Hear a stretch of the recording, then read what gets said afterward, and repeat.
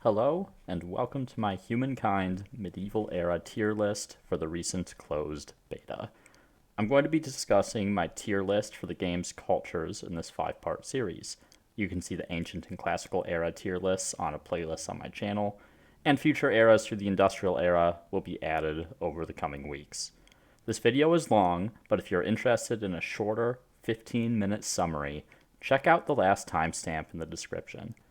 For most of this video, we'll be talking about each culture in the medieval era and all the unique features they get, how they synergize with their affinity, how they combine with other cultures both in earlier and later eras, how they scale later into the game, some of the strategies they might use, and how they stack up with other cultures of the same era.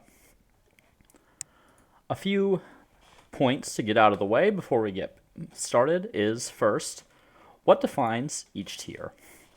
So in this video, we'll be using an S through a D tier. So an S tier culture is a culture that is excellent in every situation and considerably exceeds other cultures in at least one area. Alternatively, an S tier culture can be a culture that has situational bonuses, but when the conditions are met, the culture has the potential to win you the game due to that culture alone. An A tier culture is a culture that is always good, even if it may not be the best in every situation. Alternatively, this can be a culture that meets the first part of the S tier definition, but only in specific situations rather than all situations. A B tier culture is a culture that's relatively consistent and is a decent choice in most situations, and may even be very good in some scenarios. However, there may be a better pick available, and oftentimes there will be.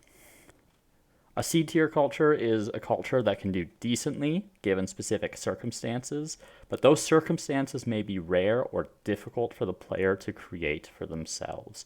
And what I mean by this is that if you're a culture that is dependent upon a certain resource being available or a certain proximity to one or more opposing cultures, that is something that removes agency from the players and you don't have any control over. The cultures that rely on these things are going to struggle outside of those circumstances, and you should probably take another culture if it's available. A D tier culture is a culture that's going to struggle in every scenario presented to it, or is strictly inferior to another culture in every era. I talk a little bit more in depth about each of these tiers in my ancient era tier list, so if you're interested in a little more discussion, check that video out. Next thing to consider is, how am I thinking about my tier list? How do I consider where I'm placing each culture? I'm using these 10 items to really think about where each culture should rank. The first is, how well can the culture generate its primary era stars? The second is, how well can the culture generate other era stars? Both are important to winning the game. The primary era stars are going to generate you more fame, the ones associated with your culture's affinity, but the ability to generate other era stars is also relevant. Number 3 is, how impactful is the culture's emblematic quarter? And 4 and 5, the emblematic unit and the legacy trait. These are self-explanatory. Number 6, how well do the culture's bonuses scale into later eras, or how well do they combine with other cultures? 7 is, how strong is the culture relative to other cultures in the same era?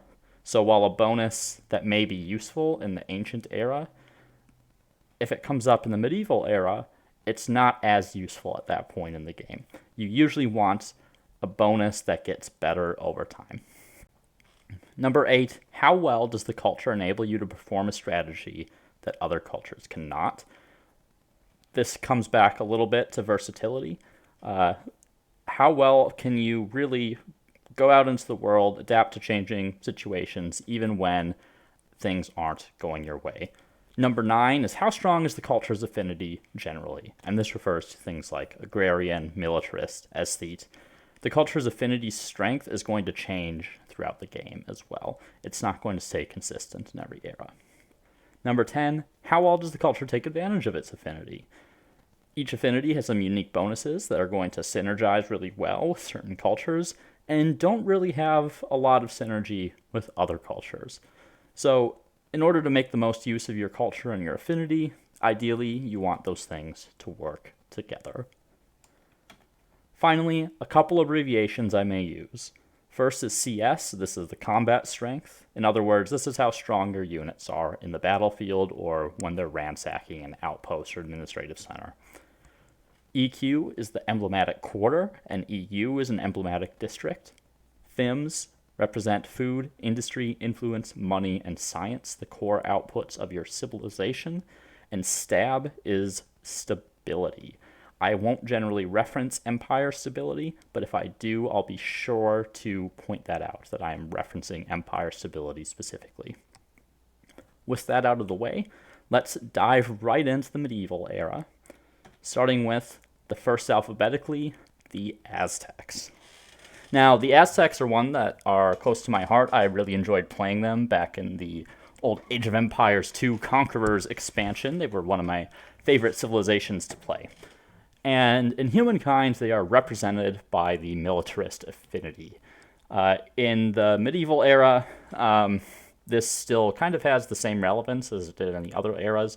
You get that plus 30 war score, and you get the ability to draft your sort of drafty units, the ones that defend your cities, in a bunch of 4 at a time. So you can use 4 pops and get out an army of these sort of weaker strength combat units.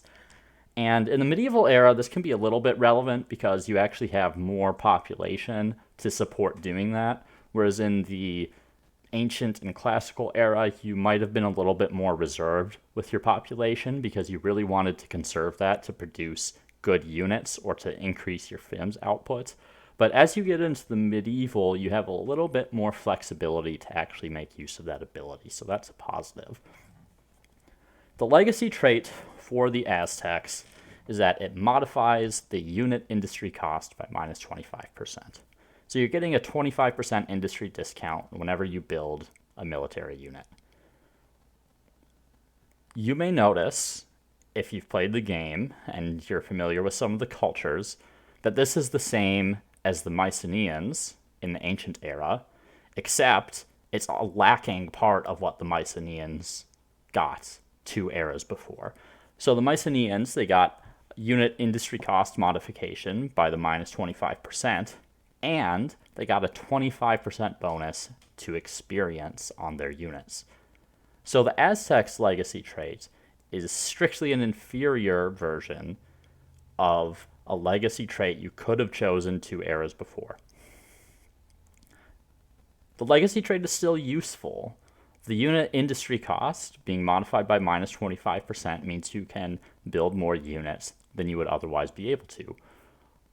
The Aztecs are going to be able to make less use of this than most other cultures.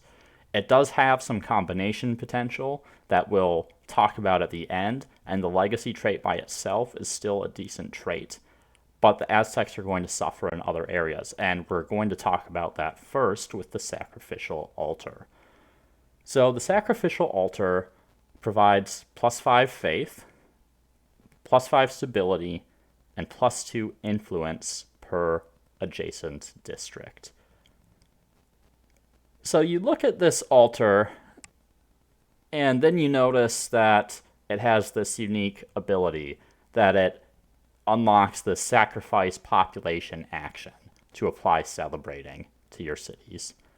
So basically, for the cost of a pop, or I should clarify that this celebrating status only applies to the city in which you sacrifice the pop, not to every city in your empire. So when you sacrifice 1 pop, you get the celebrating status, which gives you plus 10 stability for 10 turns. Generally, you're going to have better use for your population, and you have to spend time sacrificing the pop that you could use just building something. And the medieval era is when you start to get access to commons quarters that can boost your stability just naturally. So the celebrating status, you're probably never going to use this feature unless you're in a really, really dire situation and you really need to control your stability. but those situations are pretty few and far between. So let's talk about the actual bonuses it gets that isn't sacrifice population. The +5 faith, +5 stability, +2 influence. +5 faith is actually okay. It's kind of okay if you're pursuing a faith-based strategy. There are better cultures in this era if you want to pursue that strategy, specifically the Teutons. They actually get another emblematic quarter that's going to give you a lot more faith. It also gives you +2 influence from the adjacent districts, which is a nice bonus. In the medieval era, you're probably going to be building this sort of on the outer edge of your city. Your inner part of the city is going to have filled up a little bit with some districts, so you're not going to get that influence adjacency bonus as quickly. And +2 influence from adjacency is not super important. Influence has really fallen off as from being one of the most important themes that your culture produces to one of the least important. It's still important to get the aesthete era stars, and that'll help you a little bit with that, and perhaps to claim a wonder, which is pretty hard to do on Humankind difficulty with how fast the AI advanced through the eras. So you also get +5 stability, which is a bit of a redeeming factor, right? Unlike the Triumphal Arch, you're not paying a stability penalty to maintain this thing. So you could potentially build one of these, like, instead of a garrison, especially if you don't have the infrastructure, and it'll be strictly superior to the garrison, except you don't get the spawn point. So overall, my thoughts on the sacrificial altar is really that it's well below average in terms of the emblematic quarters that you see in the medieval era. The sacrificial altar is really an emblematic quarter that would have been more appropriate in the classical era. The bonuses it's providing you aren't really that strong. It can help you push your religion a little bit, but not as well as other cultures. It can help you get a little bit of influence, but not as well as other cultures. It gives you a little bit of stability, but not as much as a commons quarter or a garrison. So it kind of combines a few different aspects of different things all into one quarter, but it doesn't do any of those things well enough to really make you want to build it. And it also doesn't really play into what the Aztecs are all about, right? The Aztecs are a militarist culture. How does this help you produce military? How does it help you expand? It doesn't really help you meet any of your stars, just a little bit towards your aesthete. And in the medieval era, your aesthete scaling is starting to get a little bit more difficult to meet, but it is still possible to get those 3 aesthete era stars without really making any influence investment. So the sacrificial altar is just something that you think, well, yeah, I mean, I guess I want a little more influence and a little more faith, but you're not going to ever be excited to build this thing, particularly with the other quarters that are available in the medieval era. And you're going to see how much better they are as we go through the other cultures. So let's talk about their emblematic unit. Surely, this must be the redeeming factor for the Aztecs in the medieval era as a militarist culture. So the Jaguar warriors. They are heavy infantry. They replace the great swordsmen for the era. You'll notice they have a base combat strength of 33, and they have fervor. So this suffers from the same problem as the Gazzetti of the last era. So they don't have a resource requirement, which is really nice. It means you're always able to produce them, which is valuable if you're picking a militarist culture. But the later you go on into the game, the more likely you are to have access to the resources you need as your empire expands. So not being dependent on a resource is not as valuable in the medieval as it might have been in the classical. And then you still have -2 strength relative to just a standard melee combatant in the medieval. you have fervor, so you don't take any combat strength penalties from when you're damaged. But just like the Gazzetti, it means that lower combat strength means the enemy takes less retaliation damage when they attack you. And to make matters even worse, unlike the classical, the medieval actually has a really, really powerful and potent ranged generic unit in the crossbows that's going to see a lot of use. So having a lower strength means you're also taking more damage from ranged fire, whereas the Gazzetti is going to only be dealing with either emblematic units that are ranged opponents or with archers, which are much, much lower combat strength. So the Jaguar warriors, they don't really beat great swords. They can beat pikemen, I guess, which there are quite a few running around in the medieval era, but on Humankind difficulty, the AI are going to have 33 strength pikemen because of the combat bonus that they get. And this is all the Jaguar warriors get. All they get is fervor for their militarist affinity. So taking all these things combined, it makes it really hard to see what niche the Aztecs are really supposed to fill in the medieval era. And the Jaguar warriors in particular, the unit that you would think are going to be really good for the Aztecs as a militarist civ, are actually really, really disappointing. And they're probably in competition for the worst unit in the medieval era. So what are the Aztecs really getting when you choose the Aztecs? This is why I've put them in the D tier.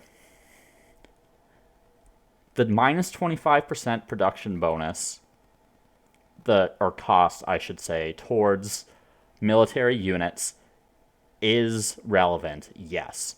And you can stack it up with things like the Mycenaeans and the Russians or the Soviets in the contemporary era. I would want to ask you, do you really want to take 3 militarist cultures over the course of the game that aren't going to really be providing you any FIMS bonuses? The answer is probably no. Are you going to get much more out of choosing Mycenaeans, Aztecs, Russians, as you are out of just Mycenaeans, something else in the medieval, and Russians in the contemporary? I think the answer is that you get more out of every other culture if you're trying to go for an expansionist or a militarist style gameplay than you're going to get out of the minus 25% production costs. And the Jaguar warriors are just worse than everything else. Like, yes, you don't need resources to produce them, but otherwise they have no real advantage. So I see maybe a situation in which, you picked the Celts and you have a ton of population and you go and pick the Aztecs for the minus 25% production and you can just spam out a ton of units because you have the pop to support it. But they're not going to be as good as other units.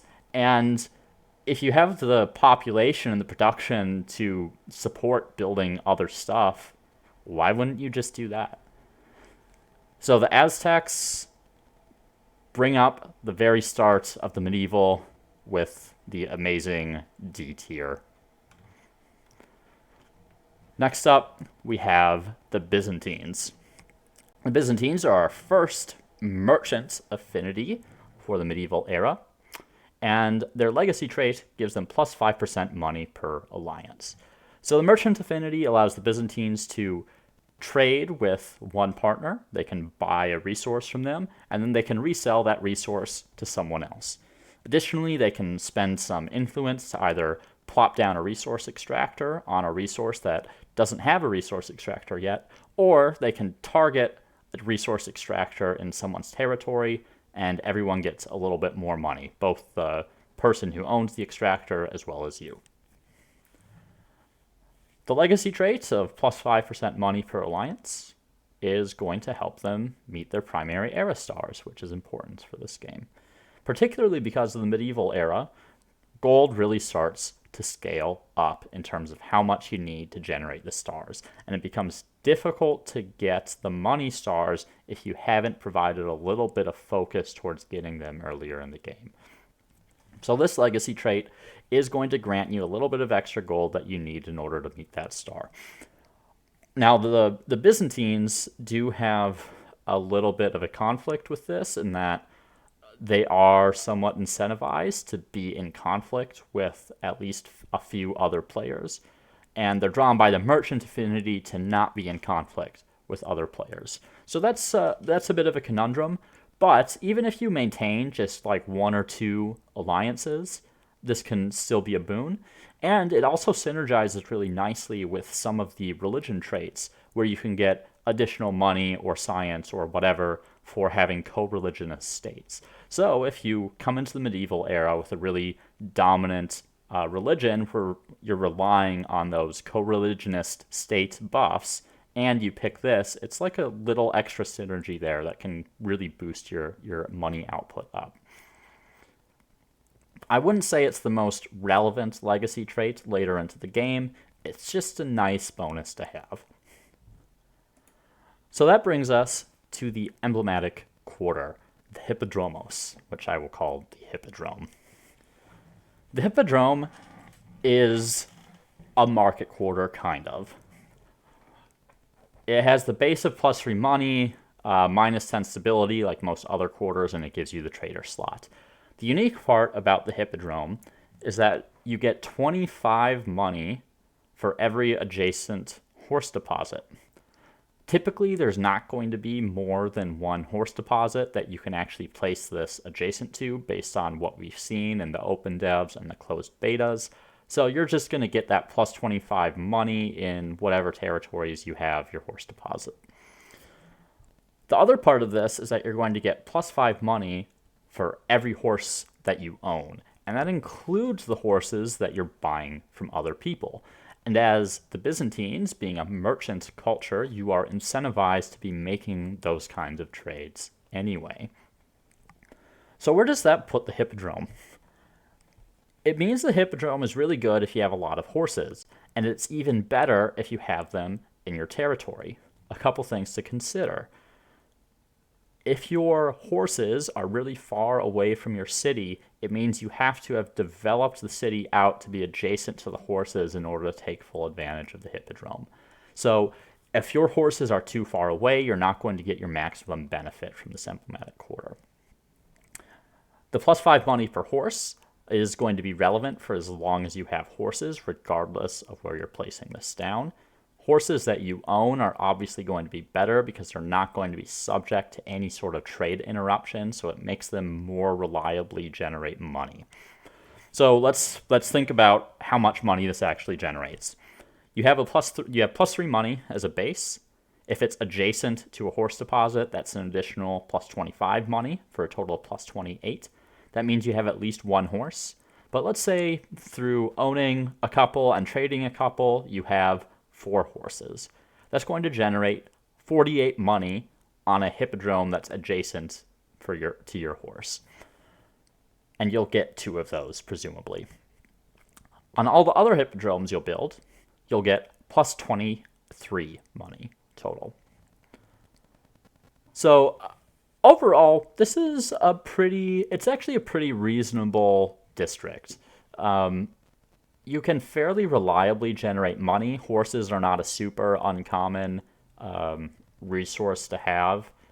And you'll typically have 2, maybe 3 of them in your territory by the time you age up to the medieval era based on the terrain generation that we've seen up to this point. So it's fairly reliable. But because, when the game is released and there's a random nature to the game and to terrain generation, if you don't have horses, it's probably not the best idea to take the Byzantines unless you can really trade for a lot of them to generate a lot of that +5 money from horses.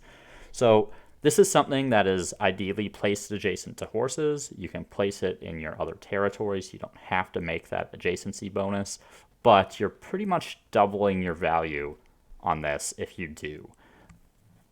As far as money, just in general, there's a little bit of a reduced value on money as the game goes on. And that's largely because of increased money costs.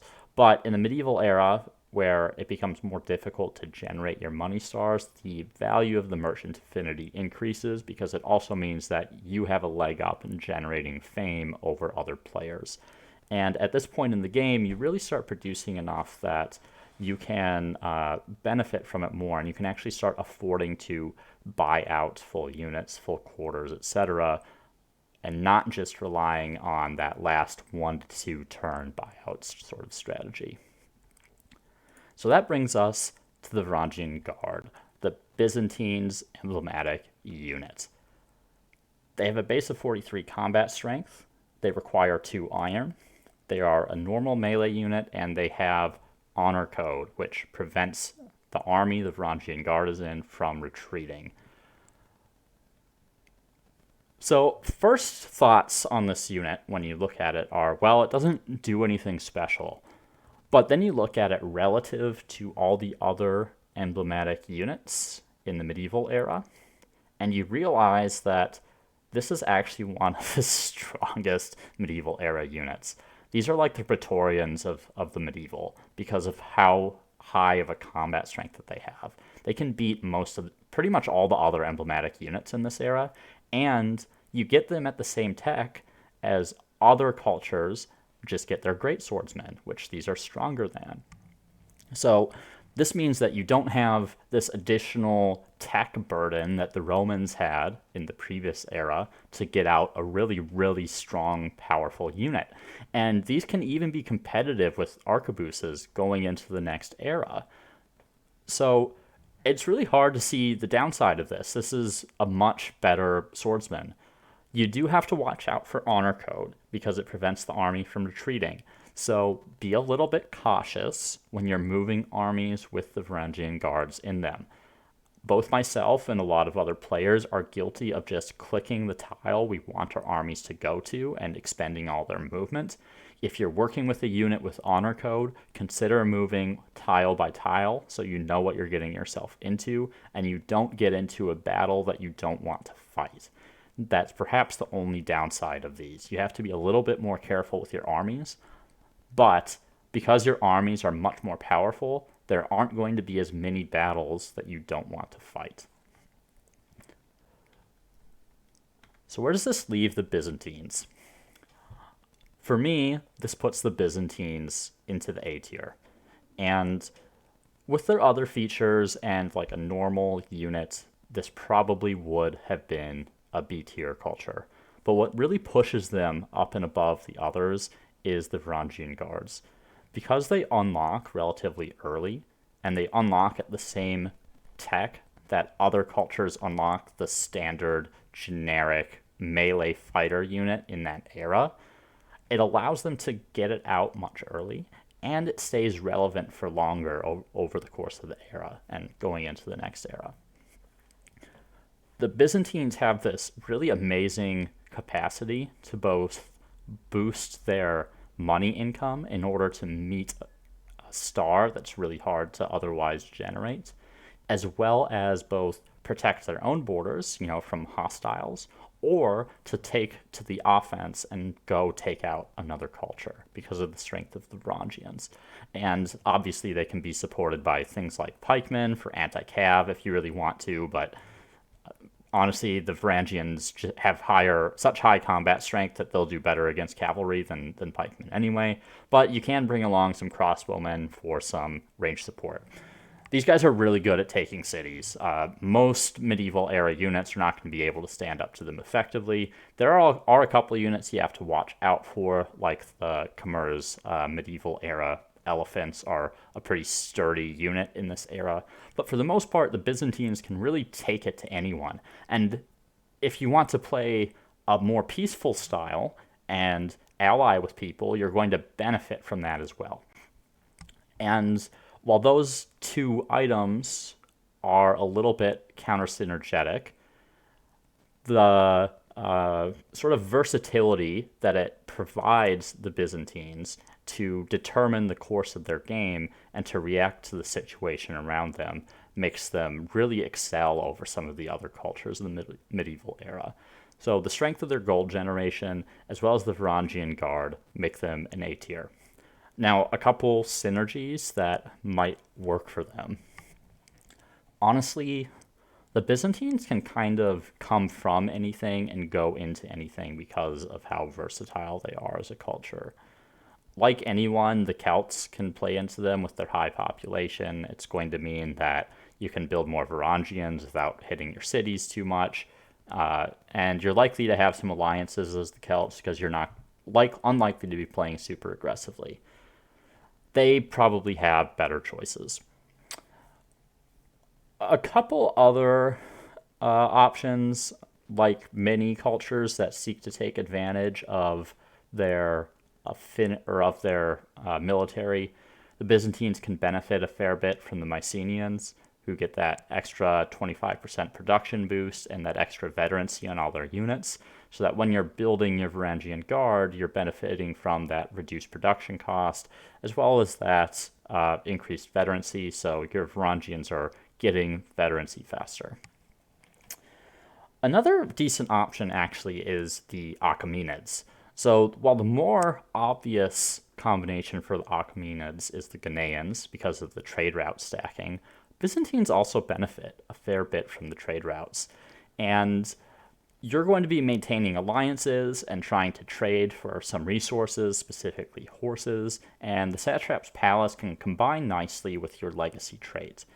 Additionally, because the satrap's palace is going to help you generate gold as well, it means the Byzantines become more effective at both buying out units and quarters, as well as generating the money era stars that they need before they want to advance to the next era. So that brings us to the English, the agrarian culture of the medieval era. So the agrarians, they have an ability that basically allows you to steal a population from adjacent enemy territories in all your cities. And while this is really good at the start of the game, it kind of declines a bit in value as the game goes on, and this really starts to fall off around the medieval era. And the reason for this is the number of pops you're getting relative to the number of pops you already have is declining over the course of the game. So the amount of boost you're getting from stealing pops is decreased. It is still kind of useful in the medieval era, and the English kind of need it a little bit because they don't actually get any benefits to population growth. So let's talk about the legacy trait, and we'll come back to that in a minute. So their legacy trait is +3 industry on farmers' quarters. This one's a little difficult to judge. I think the English may have been benefiting from a bug in the closed beta. A lot of these traits that were supposed to apply on specific quarters were actually applying on all tiles that generated that production. So in the closed beta, this is going to make them seem a lot better than they actually are. So let's not think about how they might have performed in the beta and actually think about what is the value of this +3 industry on farmers' quarters. Because typically, when you're going into the medieval era, you might have, depending on the cultures you've chosen, you could have between 5 to 10 farmers' quarters in a city, depending on what you're focusing on and what you value. So that's anywhere from, 15 to 30 production. Say you have 4 cities, and just for simplicity, say you're getting 30 production in all of them. So that's 120 production across 4 cities.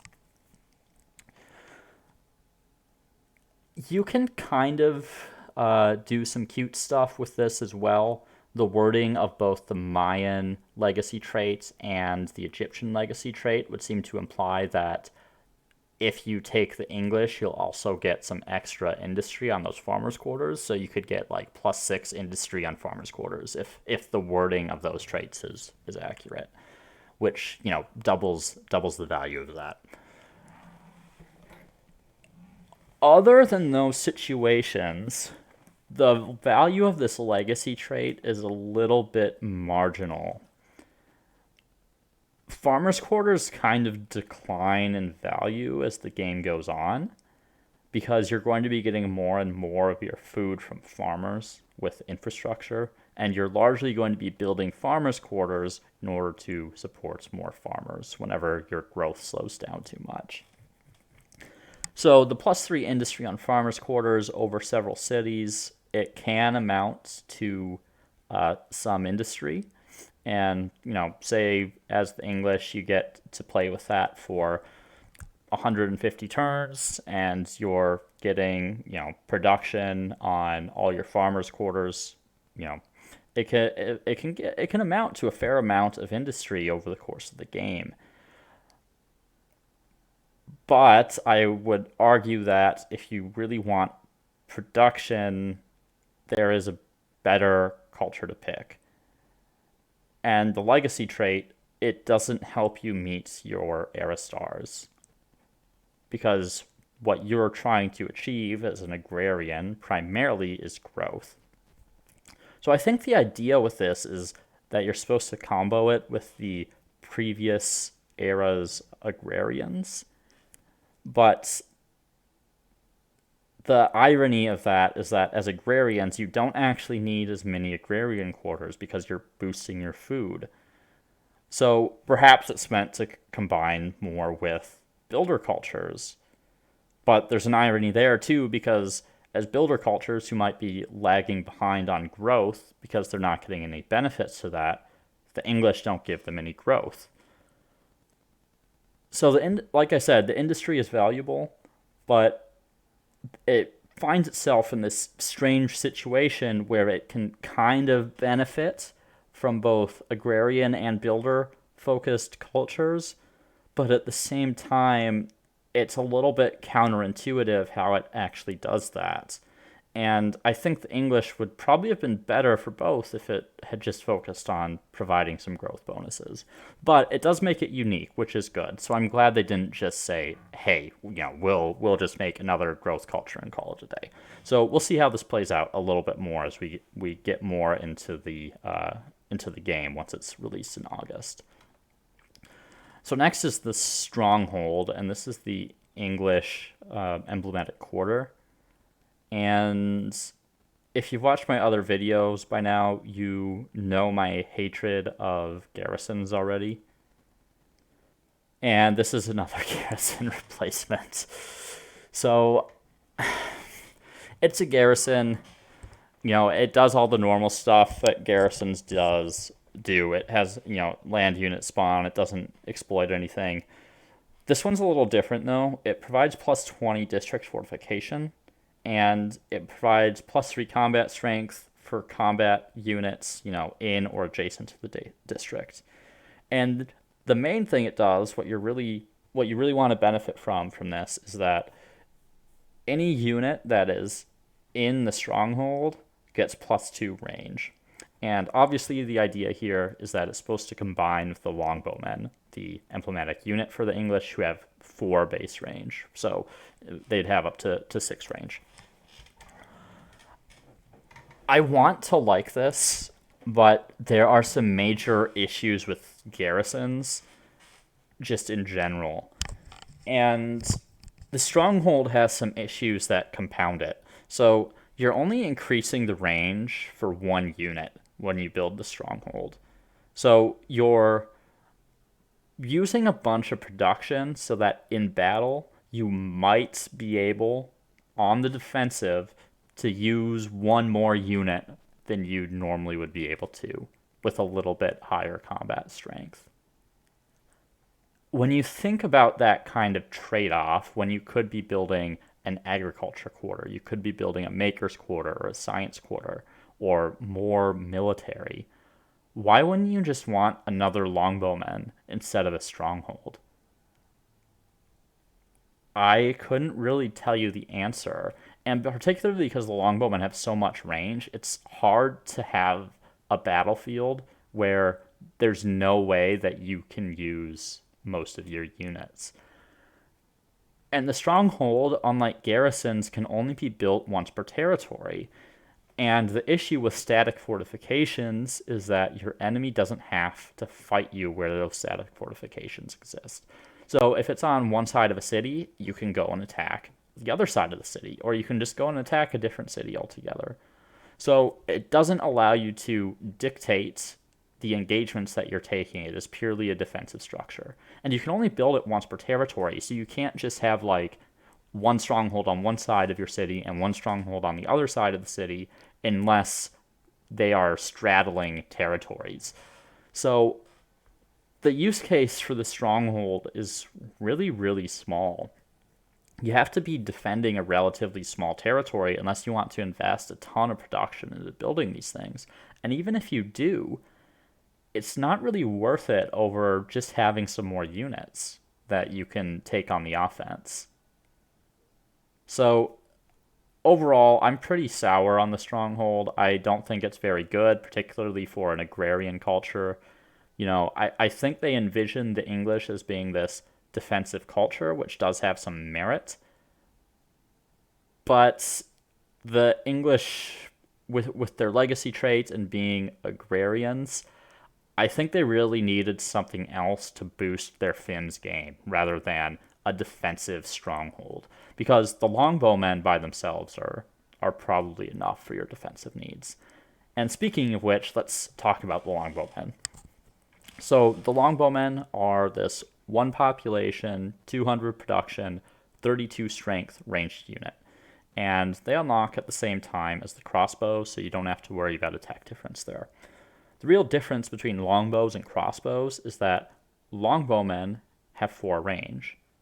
They're also just a regular ranged unit and not a gunner unit, so they're able to fire over terrain that they can't see over, but they do have a combat strength penalty to doing that.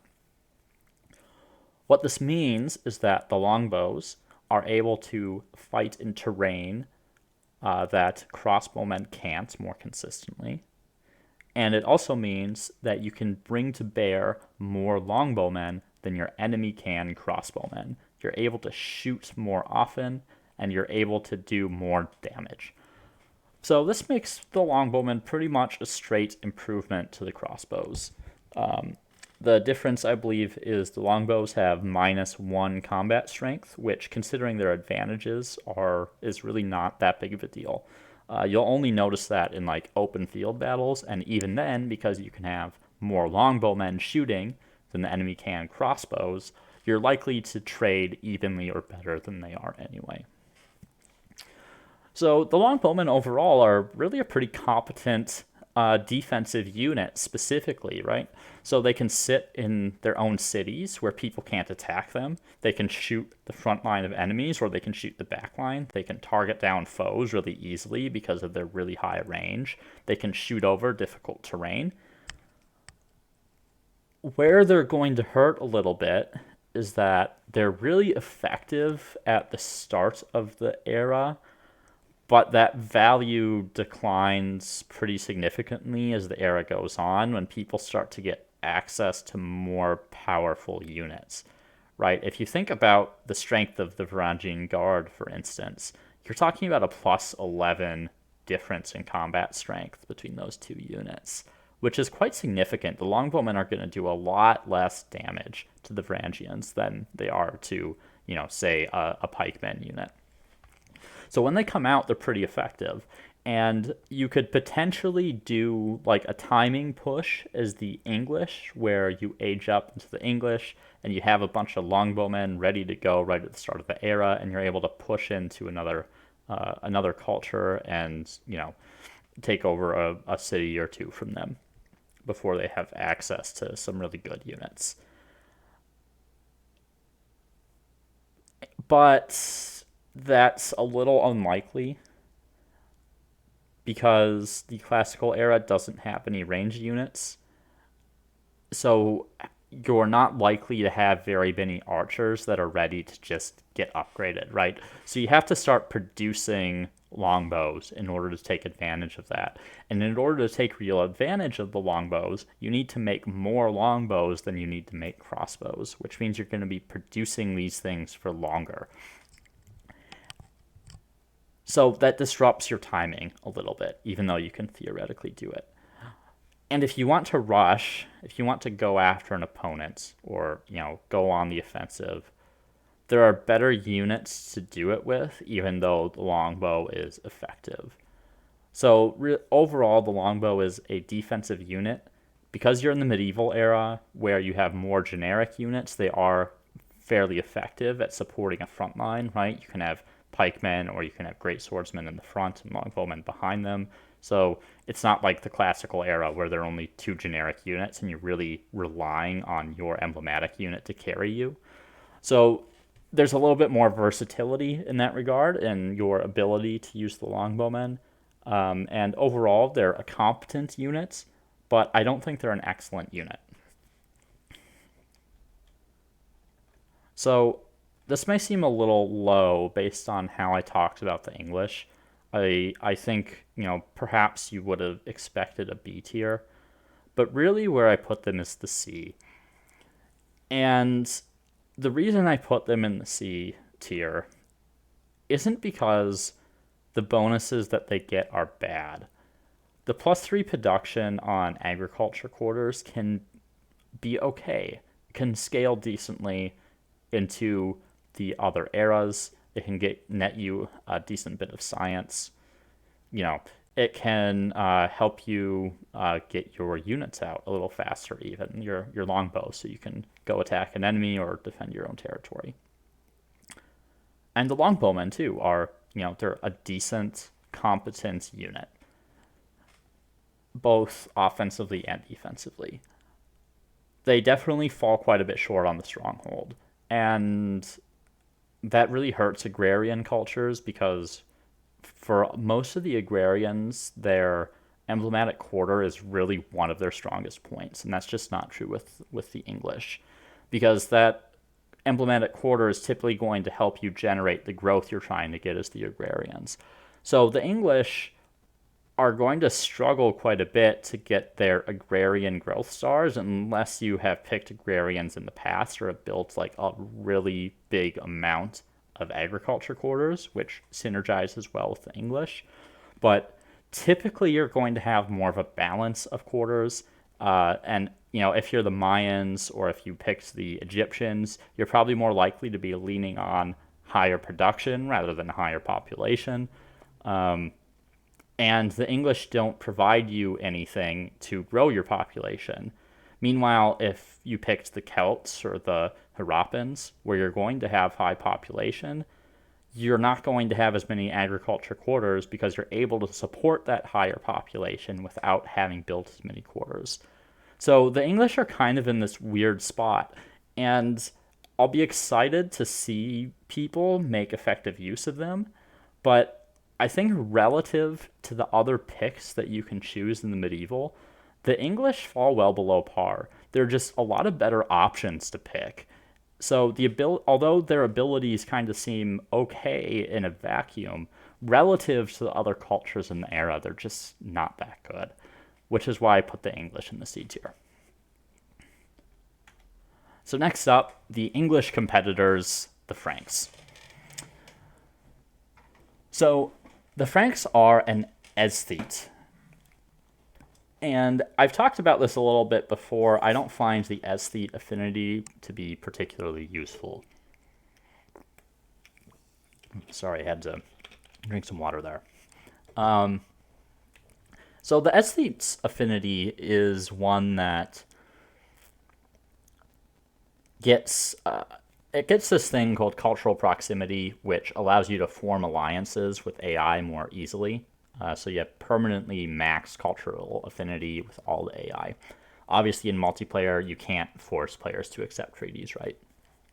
It has another effect. Cultures in close proximity to each other are going to get a war support penalty if they declare war on each other or break treaties, which is a two-sided sword, right? So it makes it more difficult for an enemy to declare war on you, but it also makes it more difficult for you to declare war on an enemy. So just keep that in mind as we talk about the Franks. And based on their bonuses, I honestly find aesthete to be a little bit of a strange pick for the Franks. And we'll discuss that in a few minutes. First, we're going to talk about the legacy trait, which is the plus 50% food on city or outpost. If you look at this and think, plus 50% food, that seems like a lot. Is that a typo? I wouldn't blame you for thinking that, because that is really substantial. Increasing your food by 50% dramatically increases the population capacity of all your cities. It's not a straight 50% increase in your total population that you can get because the food costs scale with how many pops you have, but it is a very significant increase in how many pops you can sustain without increasing your food in any other way. And as I've discussed in previous videos, pops are really important because they're the most versatile form of resource that you have. And I call them a resource because they're something that can be expended in Humankind, right? You use them to both buy out structures and you use them to produce the other films.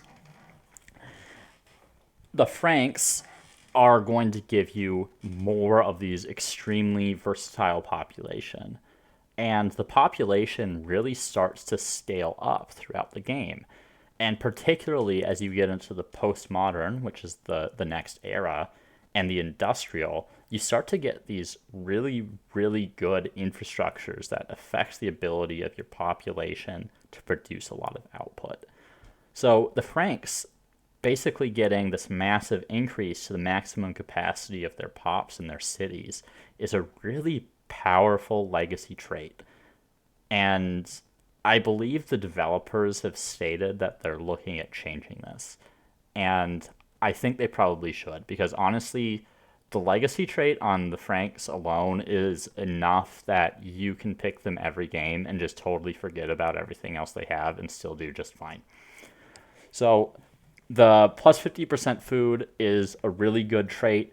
You'll never, regret taking the Franks with this legacy trait. But you'd think this is all they have, and it's not. They have more stuff too. So let's talk about the Scriptorium, which is the emblematic quarter for the Franks. It's unlocked instantly, so you have access to it right away, just like most emblematic quarters. It's kind of a research quarter, so it gets some adjacency bonuses and gives adjacency bonuses to research quarters. It has the usual minus 10 stability penalty, and then it has plus 3 faith, plus 5 science, and then plus 2 influence per adjacent district. So, you look at this and think, okay, the outputs are all right. It's nothing incredible. And I agree with you. Plus 3 faith, plus 5 science, plus 2 influence per adjacent district, and then the researcher slot.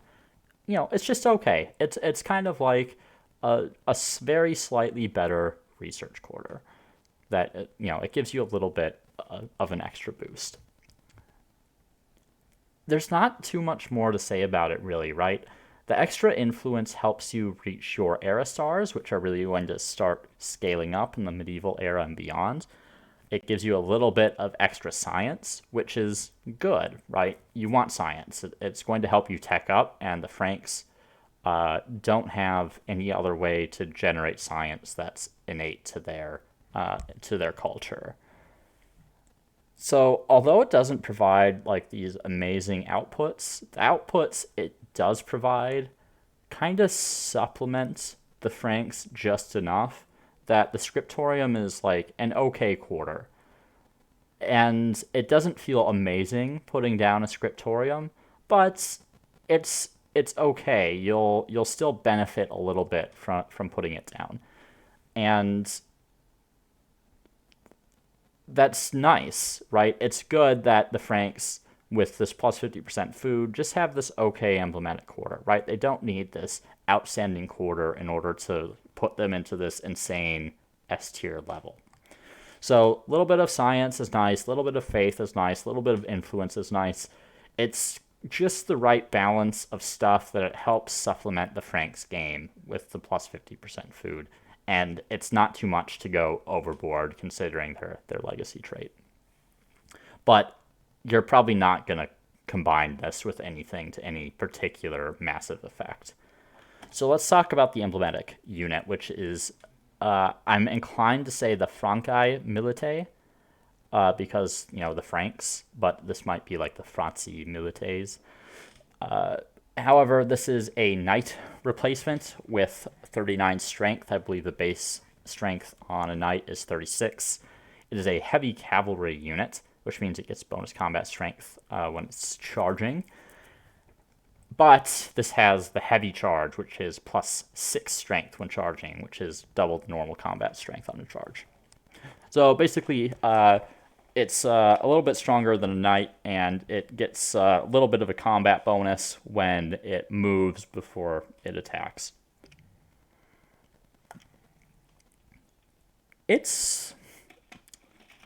So let me briefly talk about cavalry again, because I've mentioned cavalry in the past, and they suffer from this issue where they don't really do anything in offensive sieges. And as the game goes on, this becomes more and more relevant because cities are getting more and more developed and proportionally take up more land than they did in earlier eras. So every era that goes on decreases the value of melee cavalry. There is a little bit of an exception to this, in that in the medieval era you unlock trebuchets, which are decently effective at bringing down enemy fortifications. So it may give you a couple openings at bringing in these units in siege battles, but it does require you to wait around and build up a couple of these trebuchets. And honestly, typically, if you just brought a bunch of crossbows and great swordsmen, you'll have won the battle before you would have just built the trebuchets anyway. So it is possible to make use of sort of cavalry and sieges in medieval, but it's less realistic than kind of doing just this melee / crossbow build. So this leaves the knights in this weird spot, these unique knights. And they're actually more effective on defense, really, because you can sally out from your fortifications and hit the enemy. And you're able to cross through your own fortifications. So you want to use this offensively, but it's not really an offensive unit. It's kind of a field and defensive unit. And being unable to take a city when there are going to be more cities in the game than there were in previous eras, and they take up more space, is a pretty significant disadvantage. Now, they can, when they have the ability to actually attack, they're decently strong units. But you're not always going to be able to get that heavy charge, and they're going to be significantly limited if there's really rough terrain. They need this open space in order to function effectively. So I would say this is honestly a below average unit for the Franks. And just on the basis of being cavalry. If they had a melee unit, if this were a melee unit that just had 39 strength, it would probably be better than having the knights. But at least it's better than the knights. So, despite the Scriptorium just being an okay district, and the Francae Militae being kind of a subpar unit, even if it is better than what it replaces, the Franks are still going into A tier, and that's primarily based on the 50% growth. Growth and pops are so powerful in this game, and the ability of the Franks to grow their cities to obscene levels is really high, and those pops allow you to do anything. So the amount of production and science and money that the Franks can generate means that they are really the most versatile of the medieval era, other than perhaps the Khmer, because all those pops can be assigned to whatever you want to make. So it allows the Franks to go out and they can generate all the era stars. And unlike the classical era, where you're dependent on your emblematic unit in order to be effective in combat, the medieval era has a much wider variety of generic units that you can make use of that are relatively combat effective. So you're not dependent upon your emblematic unit as much, which is good, because the Franks' emblematic unit is just, it's a little below par. But you don't really care about that when you take the Franks. And with the scriptorium, the you get a little bit of an extra boost to your science game, to your influence generation, a little bit of extra faith. It's just that little bit of the extra boost that the Franks need to go up to A tier rather than a B tier. Because if it weren't for the scriptorium, just the 50% growth enough probably wouldn't be enough to put the Franks in A. But with the little bit of extra science they get from the scriptorium and the 50% from the food bonus that they get on all of their cities, it's enough to put them into the A tier. They're going to be a pick that you can comfortably select every game, and it's always going to benefit you. Now, obvious synergies with the Franks are going to be agrarian cultures, right? If you really want to pump your numbers up. I would say at some point the growth gets a little bit redundant, and the Franks have the potential to get to that territory if you plan on picking more agrarians later down the road, because the scaling of food costs is going to be exponential on your cities. The food cost per pop is linear, but the total food cost is exponential. So it makes it harder and harder to create bigger and bigger populations. And at some point, you do want more production or gold or science on the pops you already have versus getting more pops. So if you say picks the Harappans and the Celts, it could be really good to go into the Franks. Depending on what other options are available, you're really going to outgrow pretty much any other culture in the game, even if you never picked another agrarian civ. But I do think there are better options there. I think where the Franks are really going to shine are for cultures that didn't focus on growth in previous eras. Specifically builders with their capacity to get out more agrarian quarters than some of the other cultures through sheer production. Those agrarian quarters are going to benefit a lot from the Franks plus 50% food. So if you picked the Mayans, or if you picked the Egyptians earlier, or even something like the Nubians, which are a bit of a combination between a gold and a production culture, the Franks can benefit you and shore up your ability to ensure you continue to generate the agrarian stars while you also pursue your other objectives. Overall, though, the Franks can really slot into any build because the strength of that plus 50% food is really strong. That brings us to our next culture, the Ghanaians. The Ghanaians are a merchant culture, the second one of the era, right behind the Byzantines. They get the legacy trait plus 5 money per number of accesses to luxury resources. So what this means is that you get the plus 5 money both for luxury resources in your own territory, as well as for any luxury resources that you trade for. And as the Ghanaians, as a merchant culture, you'll be doing a lot of trading. So this legacy trait is going to come into effect for the entire era and likely for the entire game. And it's decent. The number of trade routes you're going to have is going to increase as the game goes on. So this is going to benefit you more and more throughout the game. But you should be aware that trade routes are going to be volatile, right? You're going to lose access to trade when you're at war with another culture, though there is actually a civic that allows you to continue trade later in the game. Though I don't know the specific unlock requirements for that yet. But there is still that volatility up until you get access to that civic. So be aware of that when you go for this legacy trait. And this legacy trait combines really nicely with their emblematic quarter in order to ensure that they're generating a lot of money to get their primary era star. So the luxuries market is the emblematic quarter. This is, a market quarter. You get a little bit of base money, the plus 4 money. You get some more money per adjacent market quarter and the plus 1 trader slot. But the real fun part about the luxuries market is you have plus 3 money per number of trade routes. And this can scale quite effectively. And I've talked about this same effect with the Achaemenids and the Satrap's Palace. So if you have, say, 10 trade routes, every luxuries market that you have is going to generate 30 money from those trade routes on top of their 4 base.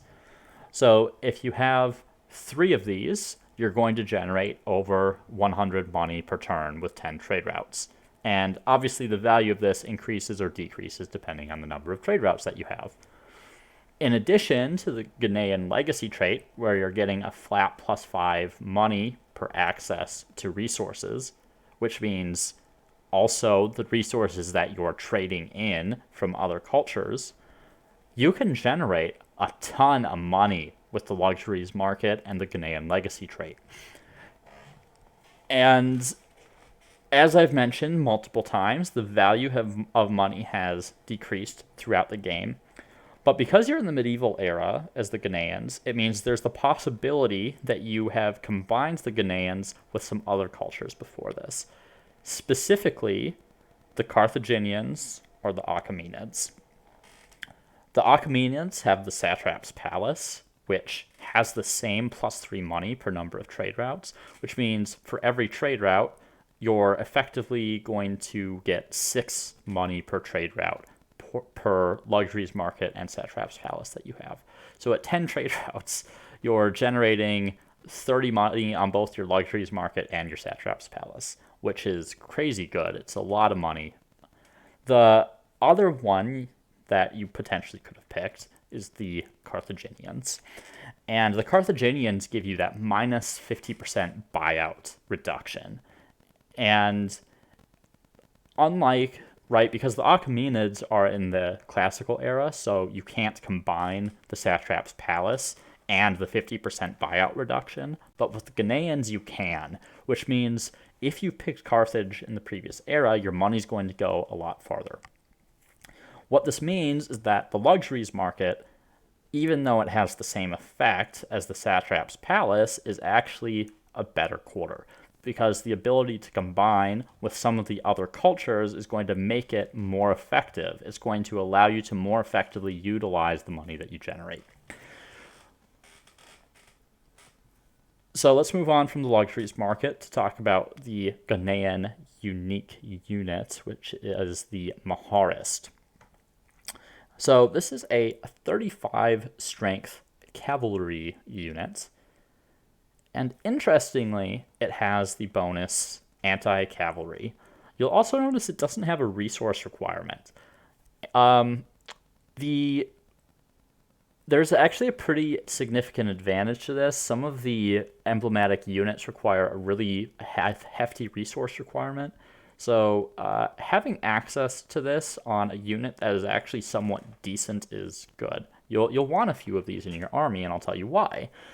Because you're going to be going up against things like the Huns. You're going to be going up, or the Mongols, I should say, with the Mongol hordes. You're going to be going up against elephants. You're going to be going up against Franki Milite. And the Maharis can go out and really just shut down enemy cavalry. So this is more of a defensive unit and one you're going to be using in a specific situation. But when that situation comes up, the Maharis are really effective at ensuring that your enemy's cavalry can't really do anything to you. And that allows your generic units to, plop down and meat grind, and you can shoot your crossbows at the enemies and so on and so forth. And then when the Maharis don't have enemy cavalry to engage, the 35 combat strength that they have is enough to still do relatively effective damage to enemy units, even if they're not getting the charge bonus like the Knights do. So the Maharis are a decent unit, again, because they're mounted. They can't attack enemy cities, which is a major drawback, just like the Knights. So where's this leave the Ghanaians, in my opinion? This is the one I went back and forth about the most, because I find it hard to justify putting the Ghanaians in the A tier when I had put the Achaemenids in the B tier, because the Achaemenids are a more versatile culture. they have the +2 city cap. They have immortals, which are good for defense, but are workable in siege situations. And they have effectively the same, not quite the same, but through the quarter, they have the same money generation capacity as the Ghanaians. So really, you'd think that the Ghanaians, because they're a later culture, are going to be C tier because the Achaemenids get better stuff in the previous era. Like I mentioned before, that is a reasonable line of thought, but because the Ghanaians have more ability to combine with previous cultures, it elevates them into the B tier because there are more scenarios. There are going to be more scenarios available in which they're useful. And the Ghanaians combined with the Achaemenids specifically elevates both of those cultures. It also combines really well with the Carthaginians, like I said, to make your money go a longer way. So the Ghanaians are something that are really powerful if you're pursuing a specific strategy. But it's also a reasonable pick for a culture that, has a really good foundation and for the medieval era is looking to pursue perhaps a slightly slower strategy and has struggled to generate their money era stars, and they want to boost that capacity if all their other star generation is where they want it to be. So I slotted the Ghanaians in at the B tier because for most cultures, they'll be an okay pick. They'll generate you a decent amount of money that you can use to buy out a few things over the course of the game. But for a few cultures, they're really going to benefit the specific strategy that you're pursuing, and that is going to be more akin to an A tier designation. So I mentioned the Achaemenids and the Carthaginians already, and in the ancient era, you also have the Phoenicians with the 20% buyout reduction. And you have the Nubians, which actually combos kind of nicely with the Ghanaians' legacy trait. The Nubians have +4 money on their resource extractors, and the Ghanaians have +5 money per access. So all the extractors you get in your territory are effectively going to be getting you +9 money rather than the +5 you get for access. So for these reasons, I put the Ghanaians in the B tier. That brings us to the Khmer, the builder affinity for the medieval. And the builder affinity is one that kind of increases in value the later you go in the game, because early in the game, you're not able to really sacrifice the money and science that one of your cities is producing, because you might only have 1 or 2 cities, and you really desperately need it to be producing these other outputs. But in the medieval era, you're going to have a little bit more flexibility to do that, so you can use that to start pushing out a bunch of quarters or a bunch of units, depending on what you need. The Khmer legacy traits, the +2 industry per workers on city or outpost, is one that is really good. I mentioned with the Greeks in the classical era, the +2 science per scientist is one that's going to continue to scale throughout the game because you're going to be getting more pops and they're going to be going into science. And you get those percent bonuses to science. The +2 industry per worker is in a pretty similar situation. You're going to have a lot of workers on your cities because production is an important output, and it's going to increase the ability of your workers to build stuff. And you're going to get more of these workers over the course of the game. So +2 industry per worker, pretty solid. Unlike the English, where you're probably going to have a limited number of agrarian quarters to give you the production from the legacy trait, the +2 production on workers is not as situational. It's going to be relevant all the time in all of your cities. You're pretty much always going to have workers, particularly from the medieval era and onwards. And in the industrial era specifically is when workers really start to take off. So the +2 industry from workers can net you a lot of industry. It's not amazing, but it's pretty good. So let's talk about the emblematic quarter, which is the beret. You'll notice right away that this is going to synergize nicely with the trait that the Khmer get. So the beret acts as both a farmer's quarter and a maker's quarter, and it exploits food and industry from the tiles below it and from adjacent tiles. So you're really getting a 2-for-1 with agriculture and with industry. Additionally, you get +1 food for every district in the city. You get +1 industry per population in the city, and you get +2 industry per adjacent river as well as a worker slot. And you get all this for the low, low price of -10 stability. I'm not really sure where to start with the beret. You get a ton of value from this. And so in the medieval era, when your cities are starting to build up, you can pretty reliably get, 10 to 20 food in your cities, even in like lesser developed ones. And in more developed ones, you can get even more. And you're going to get more food as you build more districts. Additionally, as your population increases, because you're generating more food, you generate more industry, which allows you to produce more districts, which allows you to produce more food, which allows you to support higher population to generate more industry. So you see where I'm going with this, right? The beret by itself produces this feedback loop. And because of that, it keeps increasing and increasing and increasing in value as you go throughout the game. Not only that, but the beret, and this is a bit of a minor aside, the beret is like the ideal quarter to actually build on top of rivers, particularly rivers with the with woods on them, because they can exploit all the different, both the food and the industry that are on those districts or on those tiles. So you're not going to be losing out. So the beret is really just this incredible quarter, and it synergizes with so many different builds, right? So if you're the Celts and you're going into the medieval era, you have a ton of population, but maybe not quite as many districts, right? So you're the Celts, you come into the medieval era, you pick the Khmer, and suddenly you're getting a +30 industry boost on most of your cities. And now with that +30 industry boost, you're able to build more districts. And then those districts are going to start feeding you back food again, right? And with the Celts, because you have effectively a food reduction on all of your pops, you're able to support even more of them.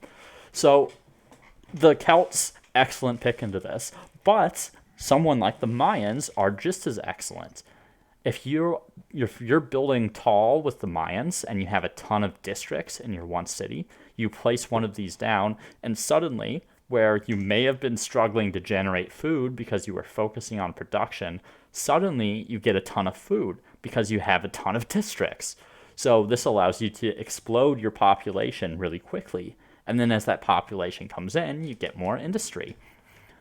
So the beret is really just something that is good for virtually any playstyle.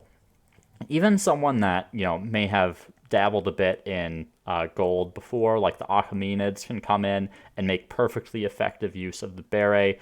Really, anyone can. It doesn't matter what culture you were playing before, because the effect of the beret is one that just keeps giving and giving and giving throughout the entire game. And the fact that it is a self-contained feedback loop, you don't have to do anything other than the things you were going to do anyway in order for the beret to get more and more effective. So this is an absolutely incredible quarter.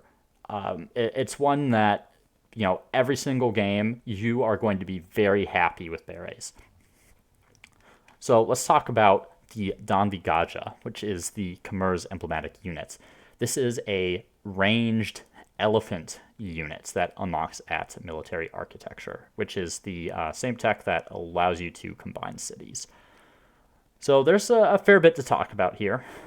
They are 4 range, which is quite good. They are at 42 combat strength, which is very high. They do have a resource requirement of 2 iron and 2 copper, so keep that in mind. For instance, the Morians with their elephants, they didn't have any resource requirements, so this is a pretty steep increase. And, you may struggle to get access to these resources depending on how lucky you were with the spawn. They also have a pretty high production cost of 685 production. So these things are crazy good.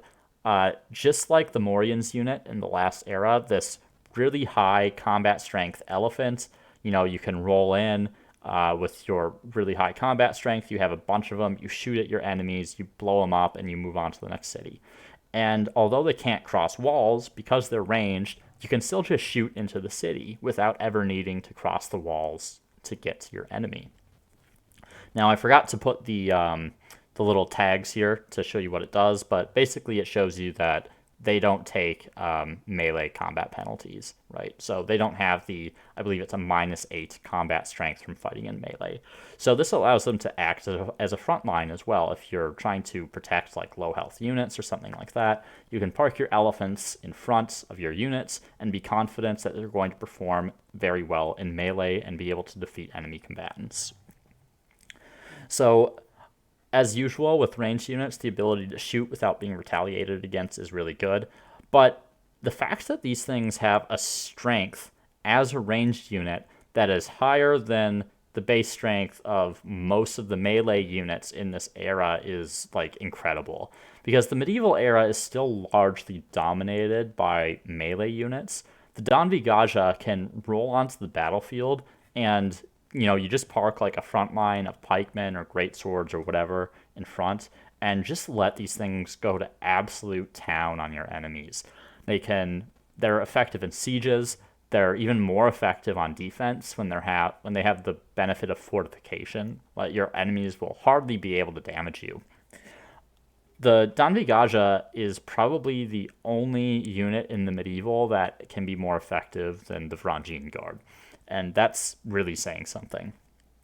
Their only drawback is that military architecture is a bit of an out-of-the-way tech that you're not going to typically prioritize. It isn't as bad as what the Praetorians suffer from, but there are a lot of important techs in the medieval era that you probably want to get. So if you want to get these out early, you do need to prioritize them. But if you do, and you start getting these out early into the medieval era, there's not going to be a lot that can stand up to an army of these things. So where's that put the Khmer overall? I put the Khmer in S tier, and I think this was a fairly predictable outcome. Everything about the Khmer is significantly above average for the time period in which it exists. The Beret, like I mentioned already, is this incredible self-contained feedback loop that keeps getting better and better as the game goes on. The +2 industry on workers, while not as good as some of the other features, is still relevant throughout the game and is going to provide you a fairly significant boost to your industry. The Danvi Gaja, if that's the right name, let me check. Yes, the Danvi Gaja, the elephant that you get, your emblematic unit, is arguably one of the best units in the medieval era. This 42 strength ranged combat elephant that can destroy entire armies, that you can use in sieges, you can use on defense, and you can even start using it into the next era against things like arquebuses. So the Khmer, because they have these insane advantages to their production, they have insane advantages to their growth, they have a really high combat strength, effective ranged unit. The Khmer can really do anything that they want in the medieval era. And because everything about them is so effective, pretty much any other culture can pick them, and you're going to do really well. There's nothing bad about the Khmer. And regardless of who you pick into the Khmer, you're getting so many benefits from them. It doesn't matter how well you synergize, because the Khmer synergize with everything. They have better synergies with some cultures, specifically the Celts and specifically the builder cultures. But really, even if you're even if you focus on things like money or expansion or whatever, you'll do just fine. Like, if you were the Romans in the previous era and you conquered a bunch of cities, you can also benefit from the beret because now you have more cities in which to place them, which means you're getting even more benefits than a taller culture. So the Khmer are S tier. Next up, in the medieval era are the Mongols.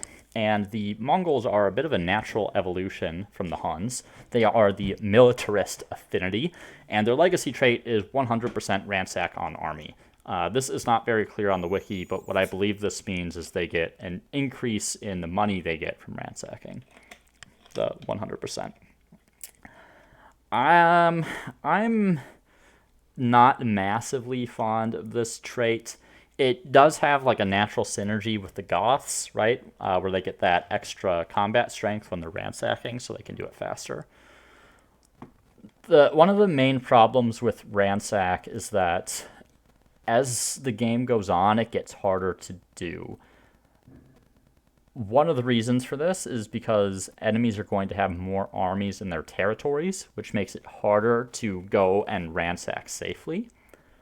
The second is that because cities grow as the game goes on, admin centers start getting connected to cities, and this really starts to accelerate in the medieval and postmodern or pre-modern eras. So because they're connected to cities, it means they're fortified, which means you can't go and ransack them. You have to siege the city.